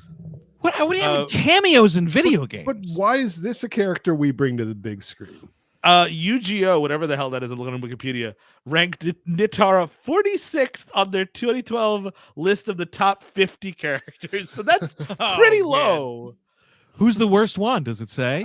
No, it doesn't. I was looking at the Nitara entry. So I feel like get rid of her. Put in Sindel. Remember Sindel? Yes, I do remember Sindel. She was like Evil Storm, right? Yeah. Yeah, that was cool. She like flew around and did lightning and wind shit or whatever. Yeah, she was in games I played. Melina looks like shit. And this is when Cabal is like, and this is, I mean, again, the potty mouth where it's like, Cabal's like, "Hey, Shang Tsung, yeah, I'm a robot guy, but I'll talk like this. I know some real low-grade piece of shit on that planet named Kano. Trust me, motherfucker. This guy's he's the fucking worst of the bunch. You go there, you give him some gabagool, he'll open up that gate for you. No problem. No problem." Low life piece of shit scumbag is a line I never thought I would hear in a Mortal Kombat He's movie. the reason I live in an iron lung. Okay. But also, I also want more of the scene when Cole has to go back to his wife and she's like, "Oh, so you won Mortal Kombat. Amazing." And he's like, No. They asked me to leave. Yeah. Oh, you lost? Well, you at least got $200, right? Right? So the thing you were destined for, you washed out at that too. Yeah. What are we I doing did. here, Cole? But what I did do, honey, is I got leftovers from the meal we had before I left. I actually asked them if it was okay if I brought them back, and they were okay with it. Yeah, so, it's honey, cool, honey. Lord Raiden let me take the egg rolls home. Yeah. Just get the egg rolls and get the fuck out of here. You're terrible at combat. And by the way, I apologize for using profanity. Can we all stop with that? The potty mouth in Lord Raiden's temple is out of control. I trained you all better than this. This is a place of worship, okay? I don't want to hear F-bombs and whatever the heck else. See, I just censored myself. I said the heck. And Kano, by the way, those homophobic slurs aren't helping anyone. Yeah, he does a lot of that shit, man. He's talking about anal beads. He's talking about Kung Lao. He wants them to suck him off at some point. Yes, suck my sack. Take turns sucking my sack, and then that's when he said he's wanted in 30 countries. Yeah. Do you know why he's saying that though, Chris?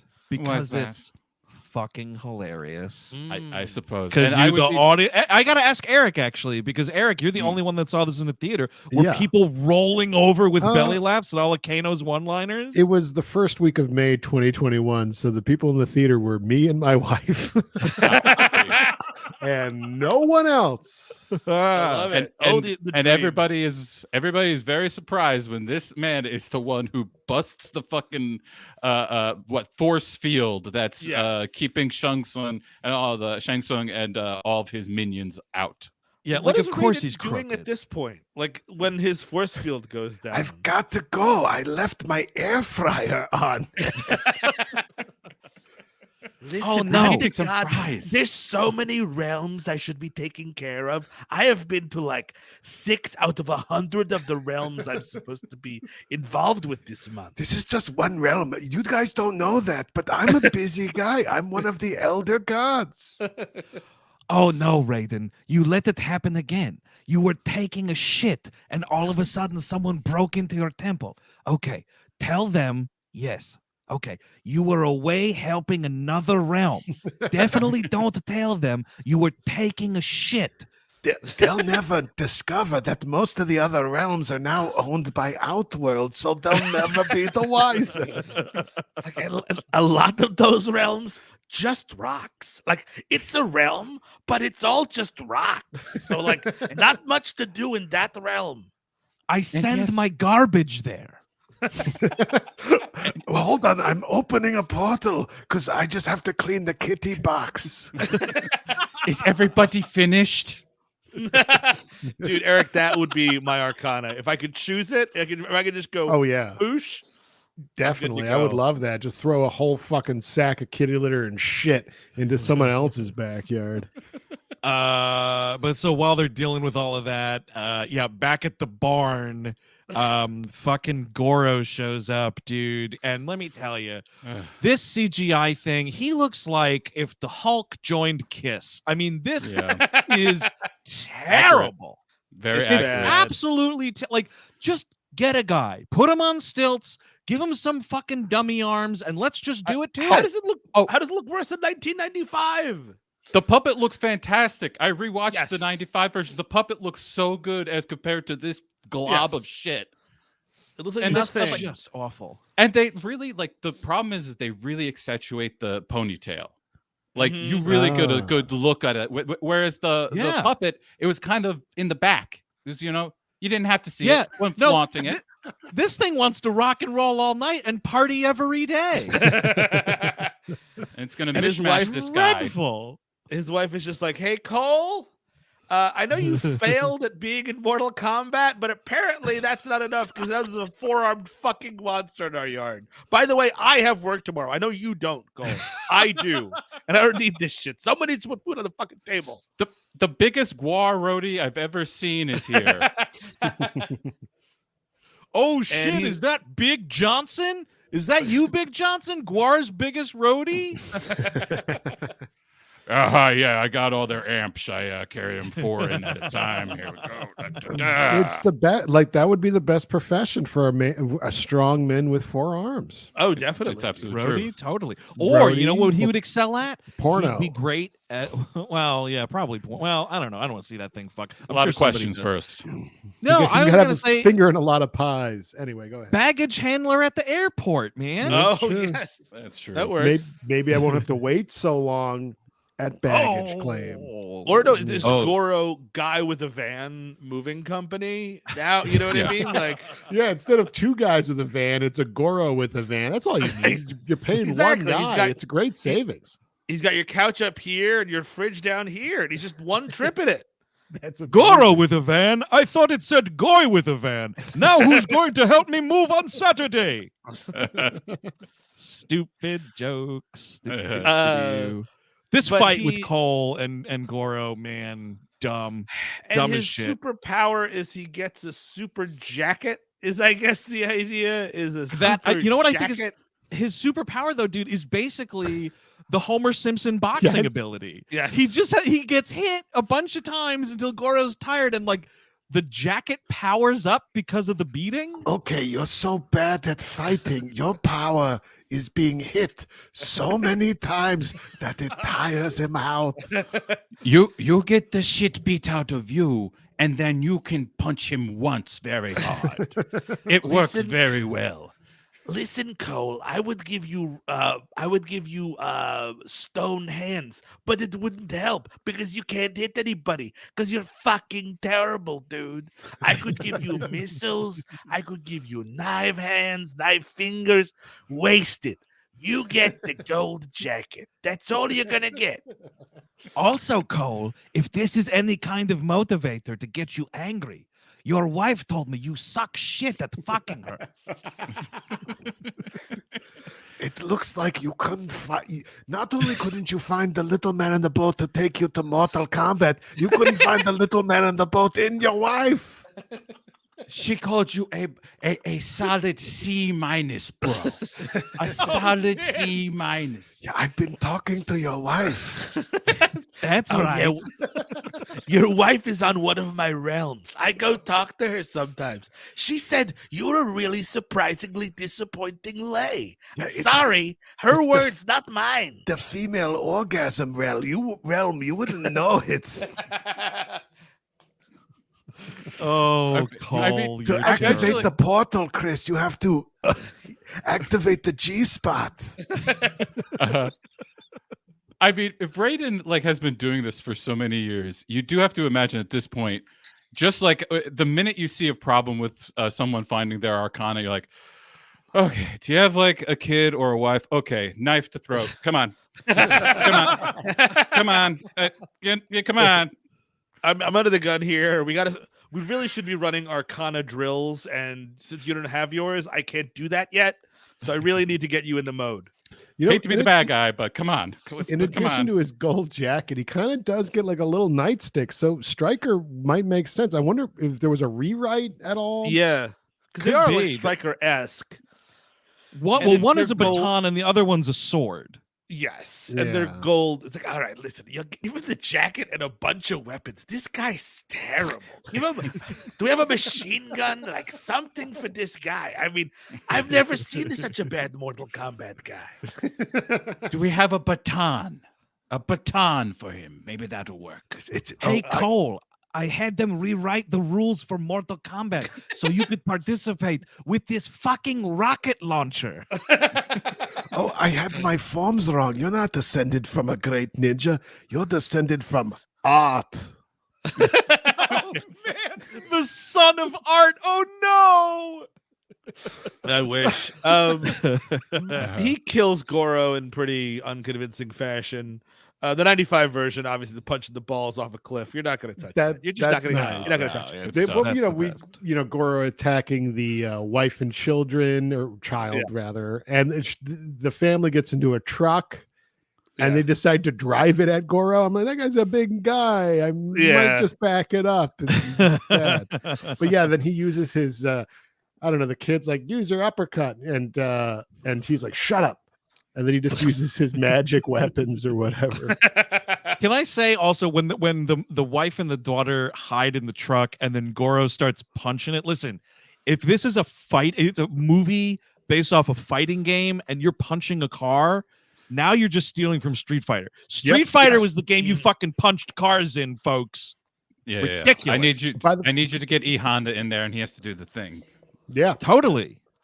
It's time watch the windshield. We get a new Street Fighter movie, I think. Yes, absolutely. We're well overdue, dude. Yes. Now absolutely. I never saw the Chun-Li one. Yes, it's supposed to be terrible. We'll do it on the show. Maybe the summer. The Legend of Chun-Li, I think his name. Yes, Chris Klein, one of the worst actors in Johnny Cage. I think he's Johnny Cage. Chris Klein. That's right. I forgot that. Who's he playing? Ken? I think he's. No, Cage. I think he's. No, Johnny Cage is Mortal Kombat, my friend. You're mixing it up. Oh, it's Street Fighter. Yeah. Maybe Guile. Idiot. I don't know. Guile, maybe. Is he Guile? But so no. Meanwhile, back at the tournament area, we're all fighting each other. Everybody's fighting. A great kill on this vampire lady that has no lines whatsoever. She's like, "I'm vampire lady." He's like, nobody gives a shit.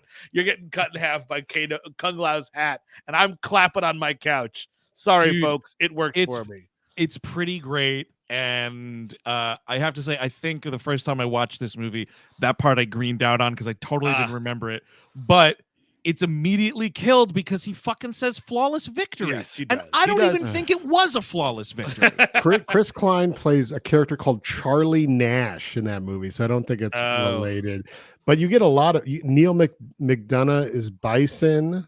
/ Vega in Japan. I think they renamed some stuff in the foreign exports. But Michael Clark Duncan as Balrog. Okay, I'm watching. All right, I could do that. Yep, that's it. Yeah, just Michael Clark Duncan. That's all I needed. I'll check it out. 2009 doesn't get me there, but oh yeah, well that's a qualifier. We're fighting. Kano puts a laser and a rock hits on Sonya. The good guys are getting their ass kicked by the bad guys. Kung Lao gets his soul sucked by it. It is kind of first amazing. He takes out what was there? Melania Trump. What's her name? Nitara. Yes, vampire lady. Yes, vampire lady. With his hat on the ground, spinning like a saw. And cuts her in half. This was probably the most violent part of the movie. I think you were looking up this Street Fighter information when we talked about that already. Oh fuck, that's okay. I don't have to pay attention. No, you're fine. But it's true. It is the goriest, and that is the promise this movie made as compared to the '95 version. You were going to see blood, and I will say most of it's pretty good. Of the things that I like about this, the goriness is pretty fantastic. When Goro does get stabbed through the eye with Cole's sword thing, which is it's kind of something, but again, it's just a cartoon, so it's less of a thing. That doesn't matter. Yeah, not at all. Yeah, but my favorite part is when Cabal is like, "Oh shit, your buddy's gonna get his fucking soul sucked." I love this part. And he has to run and go watch it. Dude, he's gonna get his soul sucked. No, thank you. Absolutely not. Line of dialogue. Nope. Welcome back to Soul Suck. Go on. Yeah. I don't know everything else. Well, I was trying to do like a soul cycle thing, but I don't know how those people talk. So there's that. No. All right, this soul suck round. All right, we're gonna get into it. We got some hills and valleys to get through this week. There you go. This soul suck session, we're doing nothing but 90s alternative music. Gonna get it going here. Start getting your soul sucked with some Goo Goo Dolls. Let's get it on. Yeah. Start sucking at a 95 RPM. All right, Eric in New York, get into it. Soul suck. All right, Chris in Canada, doing it. Get that cork up. You gotta start sucking better than that. Oh, we're seeing Cassie F in Cleveland. Yeah, hey Cassie, celebrating your 100th soul suck. Good for you. Oh my God, how is he even bad at sucking? All right, you're all looking like corpses. Great. You're all looking like corpses now. That's what we like to see. A lot of green corpses. That's what we like to see after a soul suck. Dude, Eric, you saying how is he bad at sucking made me think a picture Cole trying to sip soda through a straw and just somehow fucking it up entirely. That guy's bad at all kinds of sucking. Yeah, he couldn't even suck the little man on the boat. So Raiden, blah blah blah. The bad guys run away for some reason. Jax, his heart grows 2 sizes and his arms fill out when he has to lift the rock over. That was his arcana, is to make his arms better, I guess. His arcana is fixing robot shit, I guess. Yeah. He spiritually got bigger robot arms. Why would the arcana shit affect the robot limb? I guess because they have so many robots in these. Yeah, it's true. That's actually true. This Outworld is rotten with robots. You're totally right. It's just fucking littered with them. And he's like, "Oh wow, now I have cool robot arms." Meanwhile, Raiden is like, time out. Everyone, let's go into the void. We're getting our asses kicked, ladies. Yeah, don't mind John Oliver filming his show behind us, okay? Yes, and I apologize in advance. This makes you want to watch The Matrix. I'm sorry. It's not The Matrix. It's Mortal Kombat. I was waiting for Raiden to do a full-on Al Pacino in Any Given Sunday, like halftime report. Like, what do we got? What are we doing here? Come on, we've got another game to play. But that's Cole, Chris. Cole rallies all the Mortal Kombat. So it's like, you know what? I wish. If we work together, everybody, me, the suckiest Mortal Kombat of them all, we can figure this shit out, you know? And dude, and it's so dumb when they're trying to like get together and do this teamwork shit. Again, I think it's Sonya.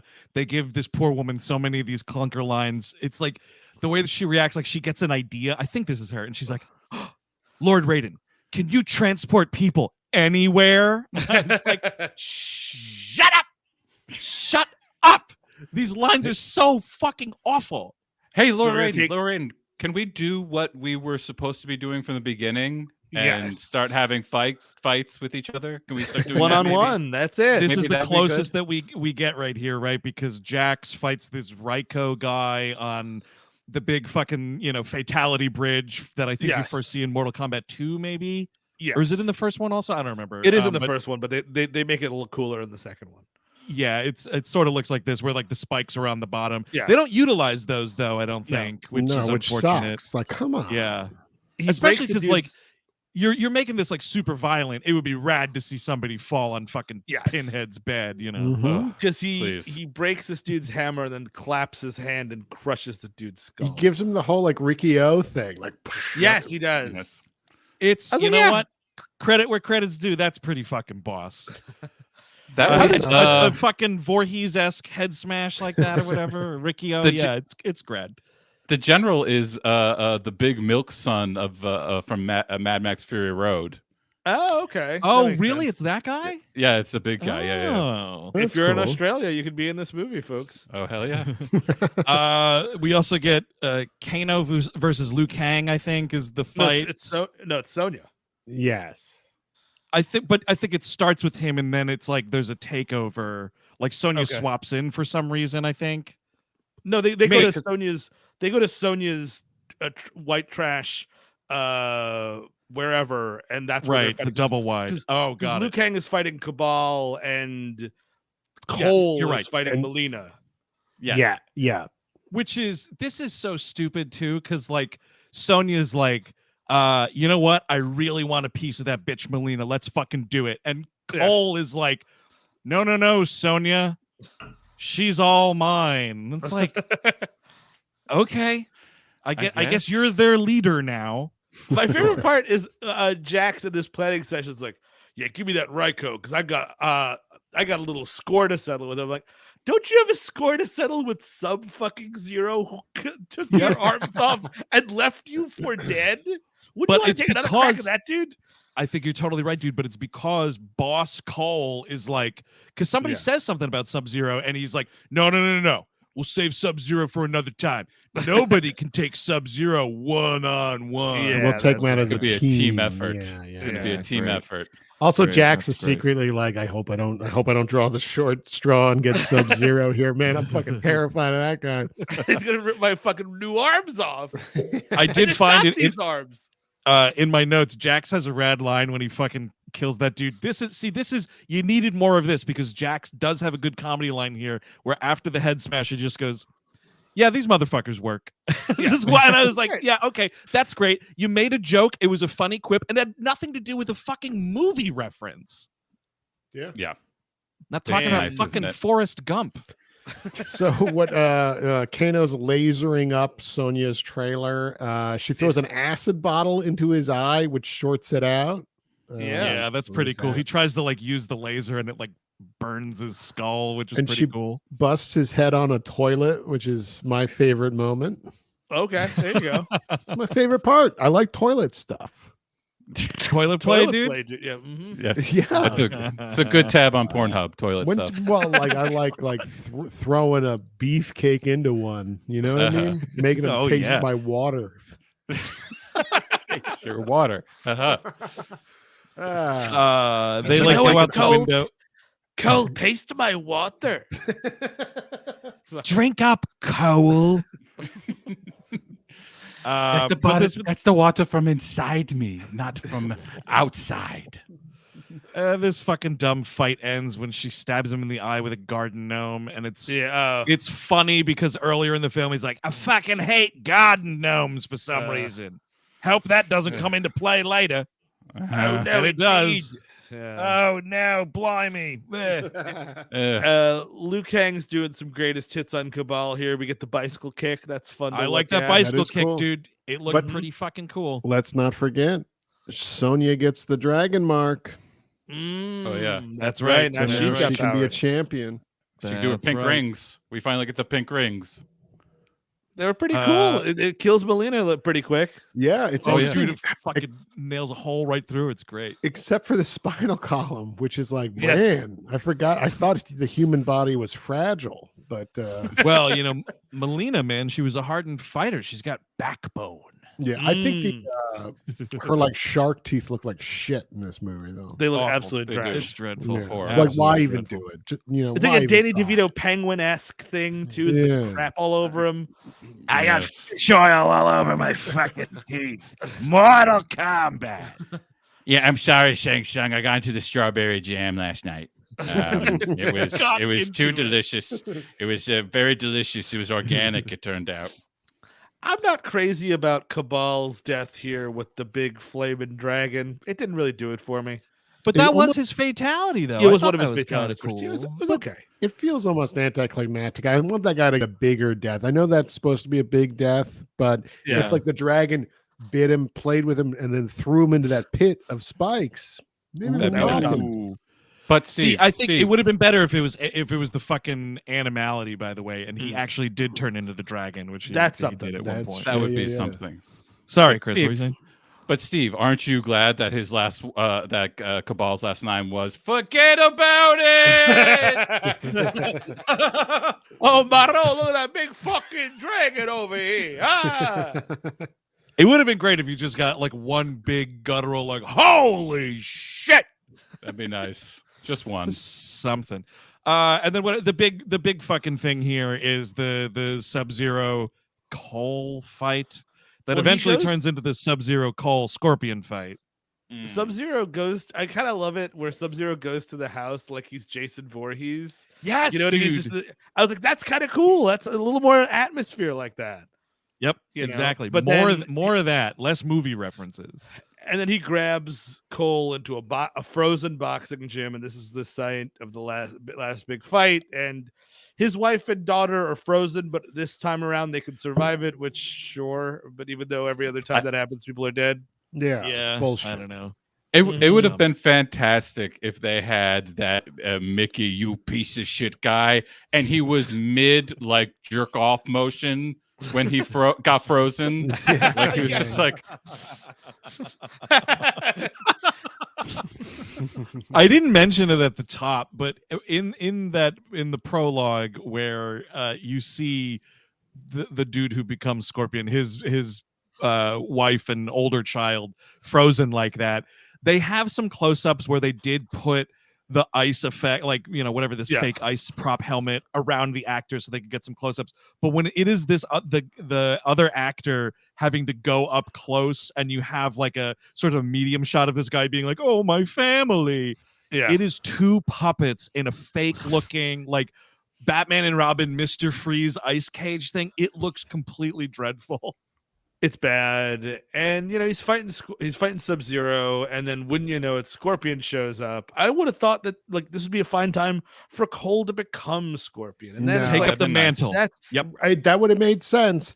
And it's so funny because like Sub-Zero constantly tries to like, I'm gonna ice your heart. I'm gonna ice your heart. Oh, get away from there. I'm gonna ice your heart. Oh no, stop it.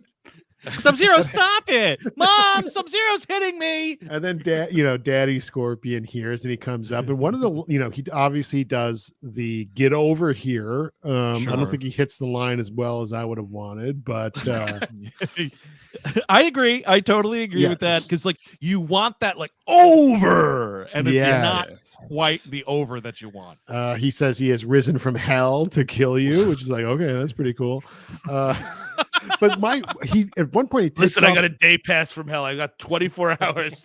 First I go to kill you, then I'm getting laid, then I'm have a really nice steak dinner. Back to hell. But at one point he takes off his mask and his part skeletal face that again disappears instantly. I'm sorry, give me that full skeleton head. Yes, and I guess it's a skull. Yep. And that's what we call a skeleton head, Chris, right? Yes, Got a skeleton head, better Because- than the rest. Oh, that's a great rendition of that song. Scorpion always had the skeleton head. Yes. Yeah. You would rip I his want the mask off. I want the full skeleton head, and that's why I know for a fact this is a dead guy. This guy's dead. Yeah. He's a ghost warrior. Release the skeleton cut, by the way. Their fight is Put pretty that good. You know, again, like the dude playing Sub-Zero is really cool. He's from the Raid as well. We should have said that earlier. Oh, that's right. He's one of the other guys from the Raid. He's like a really good fighting dude. The best part of this fight, I think, anyway, and we saw it in the trailer at the top of the show. When fucking Sub-Zero like stabs Scorpion and a bunch of blood shoots out of him, and Sub-Zero freezes it and then stabs Scorpion with his own blood. Pretty cool. I will admit when something's pretty cool like that, man. God damn, that was cool. And it's also good because Cole is just like, oh, my family, let me just keep punching this ice. I'm like, yeah, you go over there, Cole. This is the adults you're talking over. You go do your ice sculpture thing. We'll be over here fighting to the death. Don't worry about it. I'll believe that they're fine. You can just keep on watching Sub-Zero and Scorpion. You don't have to cut back to him. I'll believe they're cool afterwards. I don't need to see him do this. Don't worry. The fight. Go back to the fight, please. And they're fighting. So it's fine.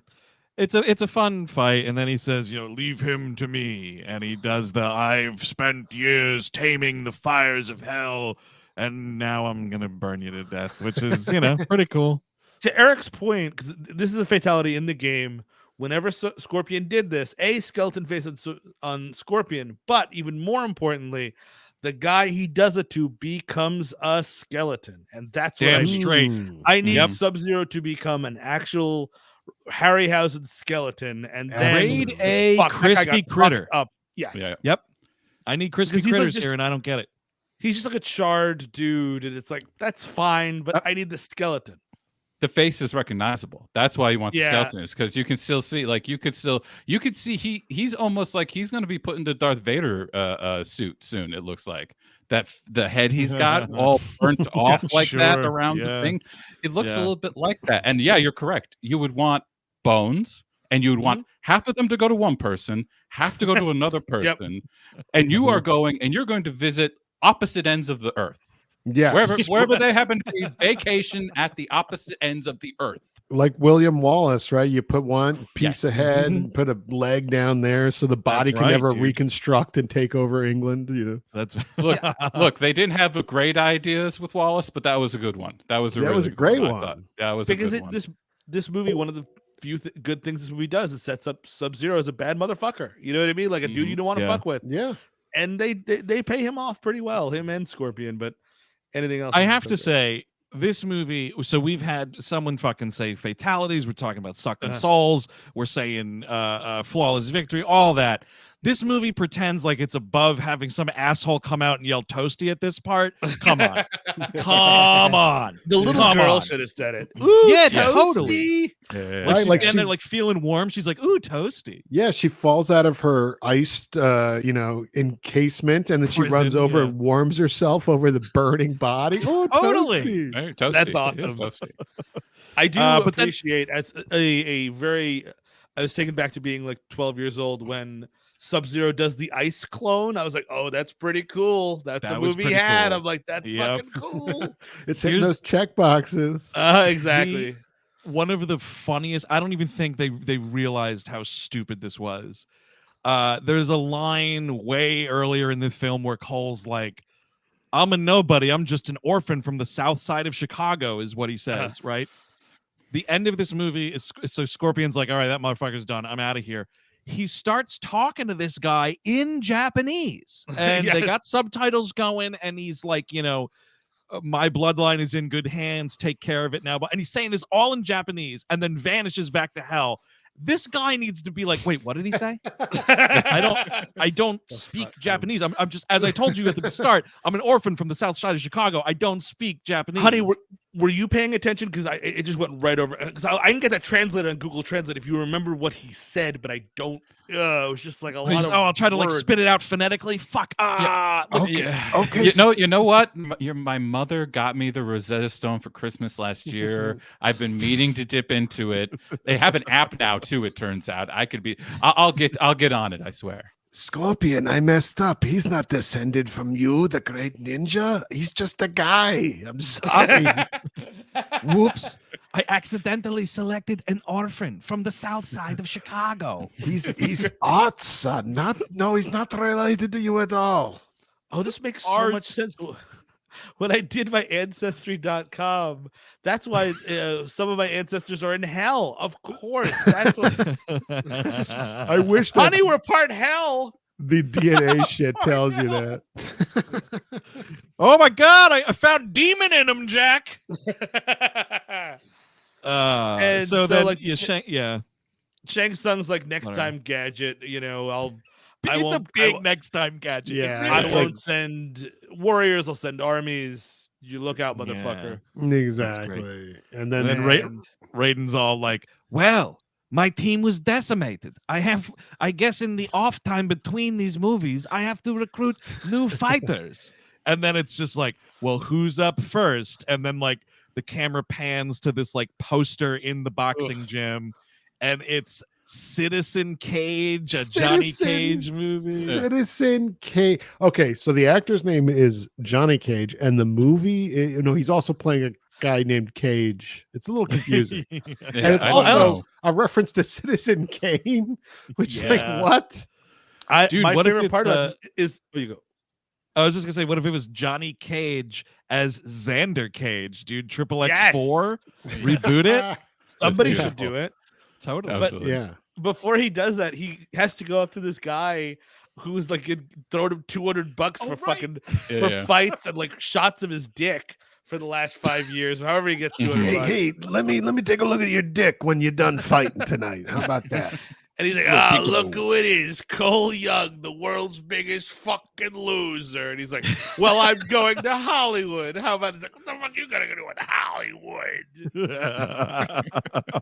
Oh man. And then here's what sucks so bad is like there's a different like techno song that ends this movie that sort of uses a similar melody for like 2 seconds of the other song. Like, I'm sorry, nobody would have been bitching if you used the original song. Everybody would have been cheering. Eric and his wife would have been cheering in the theater to hear the Mortal Kombat song. Like, we were waiting for it. Of course, everybody was waiting for it. Oh. Use the classic one. Why not hit nostalgia and just fucking use the old one? I don't understand this. Also, the Johnny Cage question is now, if this movie had done well at all, they might have been able to go to the best Hemsworth, the Thor Hemsworth. But of course, it did nothing at all. So at best now, you're looking at Westworld Hemsworth. Yeah, Liam or below. Absolute best. You're going. I don't even think you got Liam. That's not Liam, you right? sub Liam? Westworld guy is I forget what he is, but whoever's on Westworld, that one. We'll see. I mean, I know because just when it was released, like no movie was doing well. So maybe if it got a lot of numbers on HBO, I could see eventually something happening with another one. Maybe. I'll tell you this though, from some of the stuff that I was looking at online today, like there are going to be some real disappointed super fans out there because there are people that firmly believe there's going to be like 5 of these movies, and it's just like. What are you fucking talking about? Yeah. And you know where I found some of that being mentioned, by the way? The greatest place on the internet to go for movie criticism and writing, the fucking Internet Movie Database user review section, folks. Oh my God. The Tribune itself, because of course we do have to wrap it up here. So big thanks to On Location Live for setting this up again for us. We had a lot of fun here tonight. We hope you did too. Big thanks to everybody who hung out. Big thanks, of course, to our winners of the t-shirt contest. Please don't forget to DM us about that. We'll get those. We'll TeePublic. We'll get those shirts out to you ASAP. That's right. Buttonhead CEO, the Disco Spider, and Will Oxford won. There we go. So we're short on time. I actually had a bunch because there are fucking maniacs writing about this movie on IMDb, if you can even believe it. There's some short ones though, so I'll try to blow through some of these. And this defeated motherfucker, this first guy, the peer pressure here. I think, dude, just learn to make your own opinions. He goes 10 out of 10 stars. Subject line, "'Cause I'm a fan." Says, boy. The plot isn't that great, as well as the characters, but I guess being a fan, I might as well respond with a great review. This is how, by the way, this is how all those Restore the Snyderverse people talk. Yeah, exactly. Yeah. It's like, oh, it was terrible, but I liked it. Mm-hmm. Here we go. So yeah, unsurprisingly, you're getting a lot of these kinds of reviews. 10 out of 10 stars. Man, these people complaining are ridiculous. People literally have a problem with complaining and expecting too much. I really believe this guy is complaining, by the way. That's pretty ironic.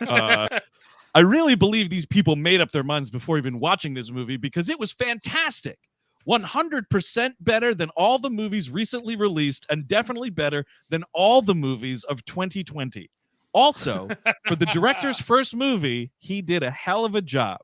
The biggest annoyance is making the white male the idiot and making female characters overpowered. That's user Peace Piper F20. Gotcha. Yeah, one dude.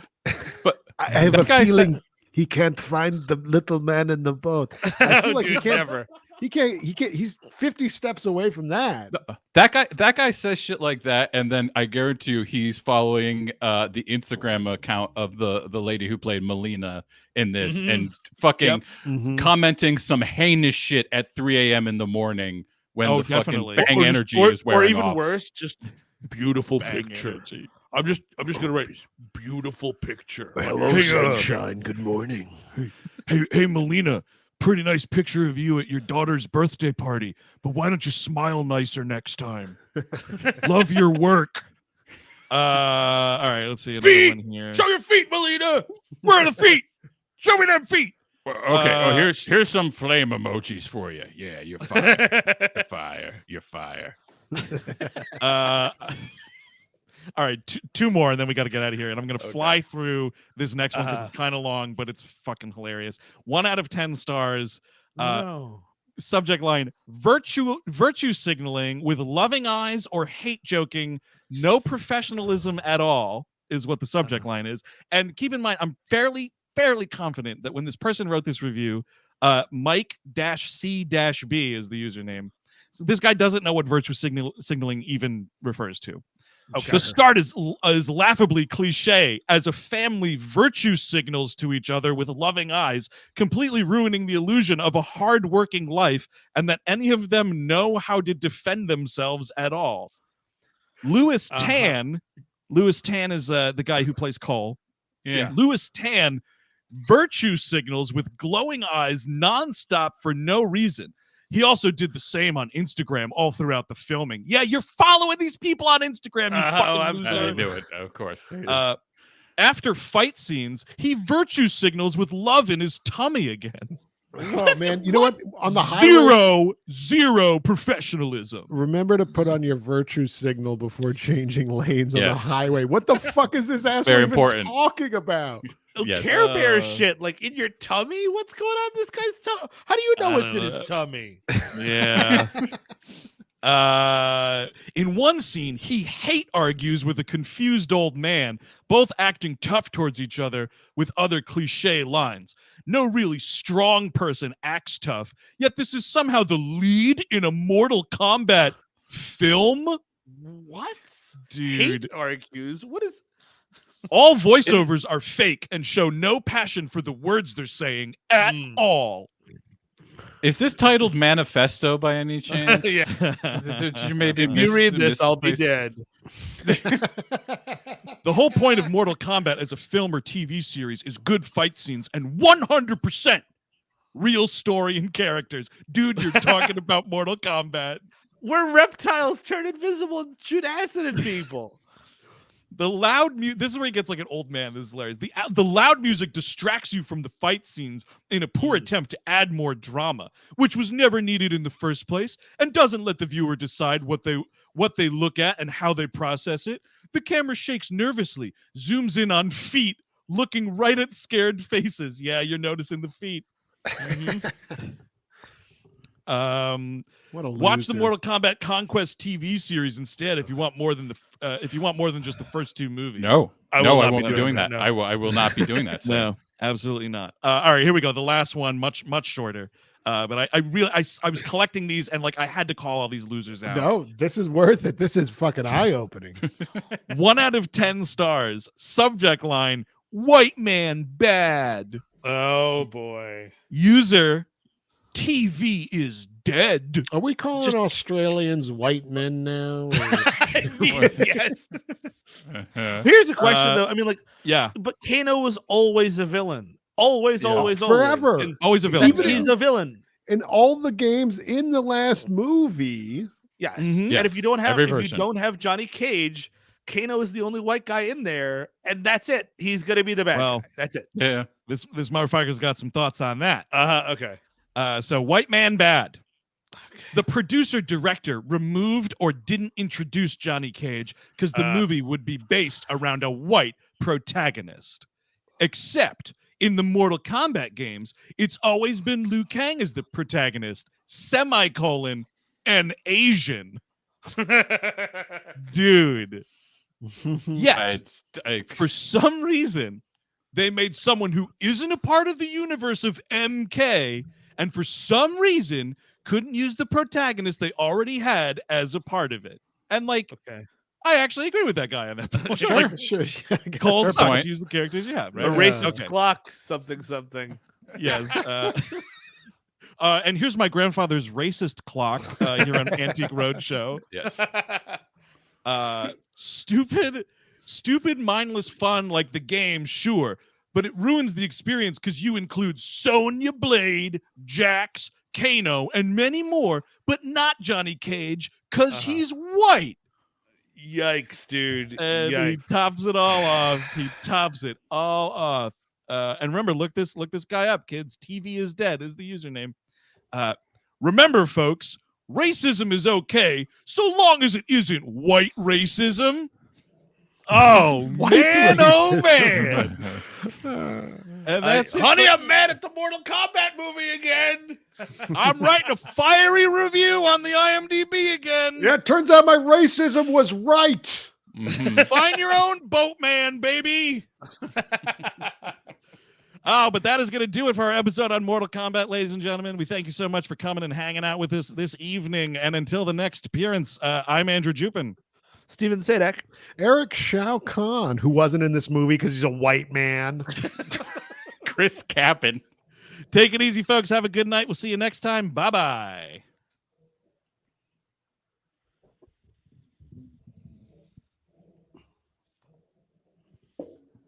Whoa, how about that?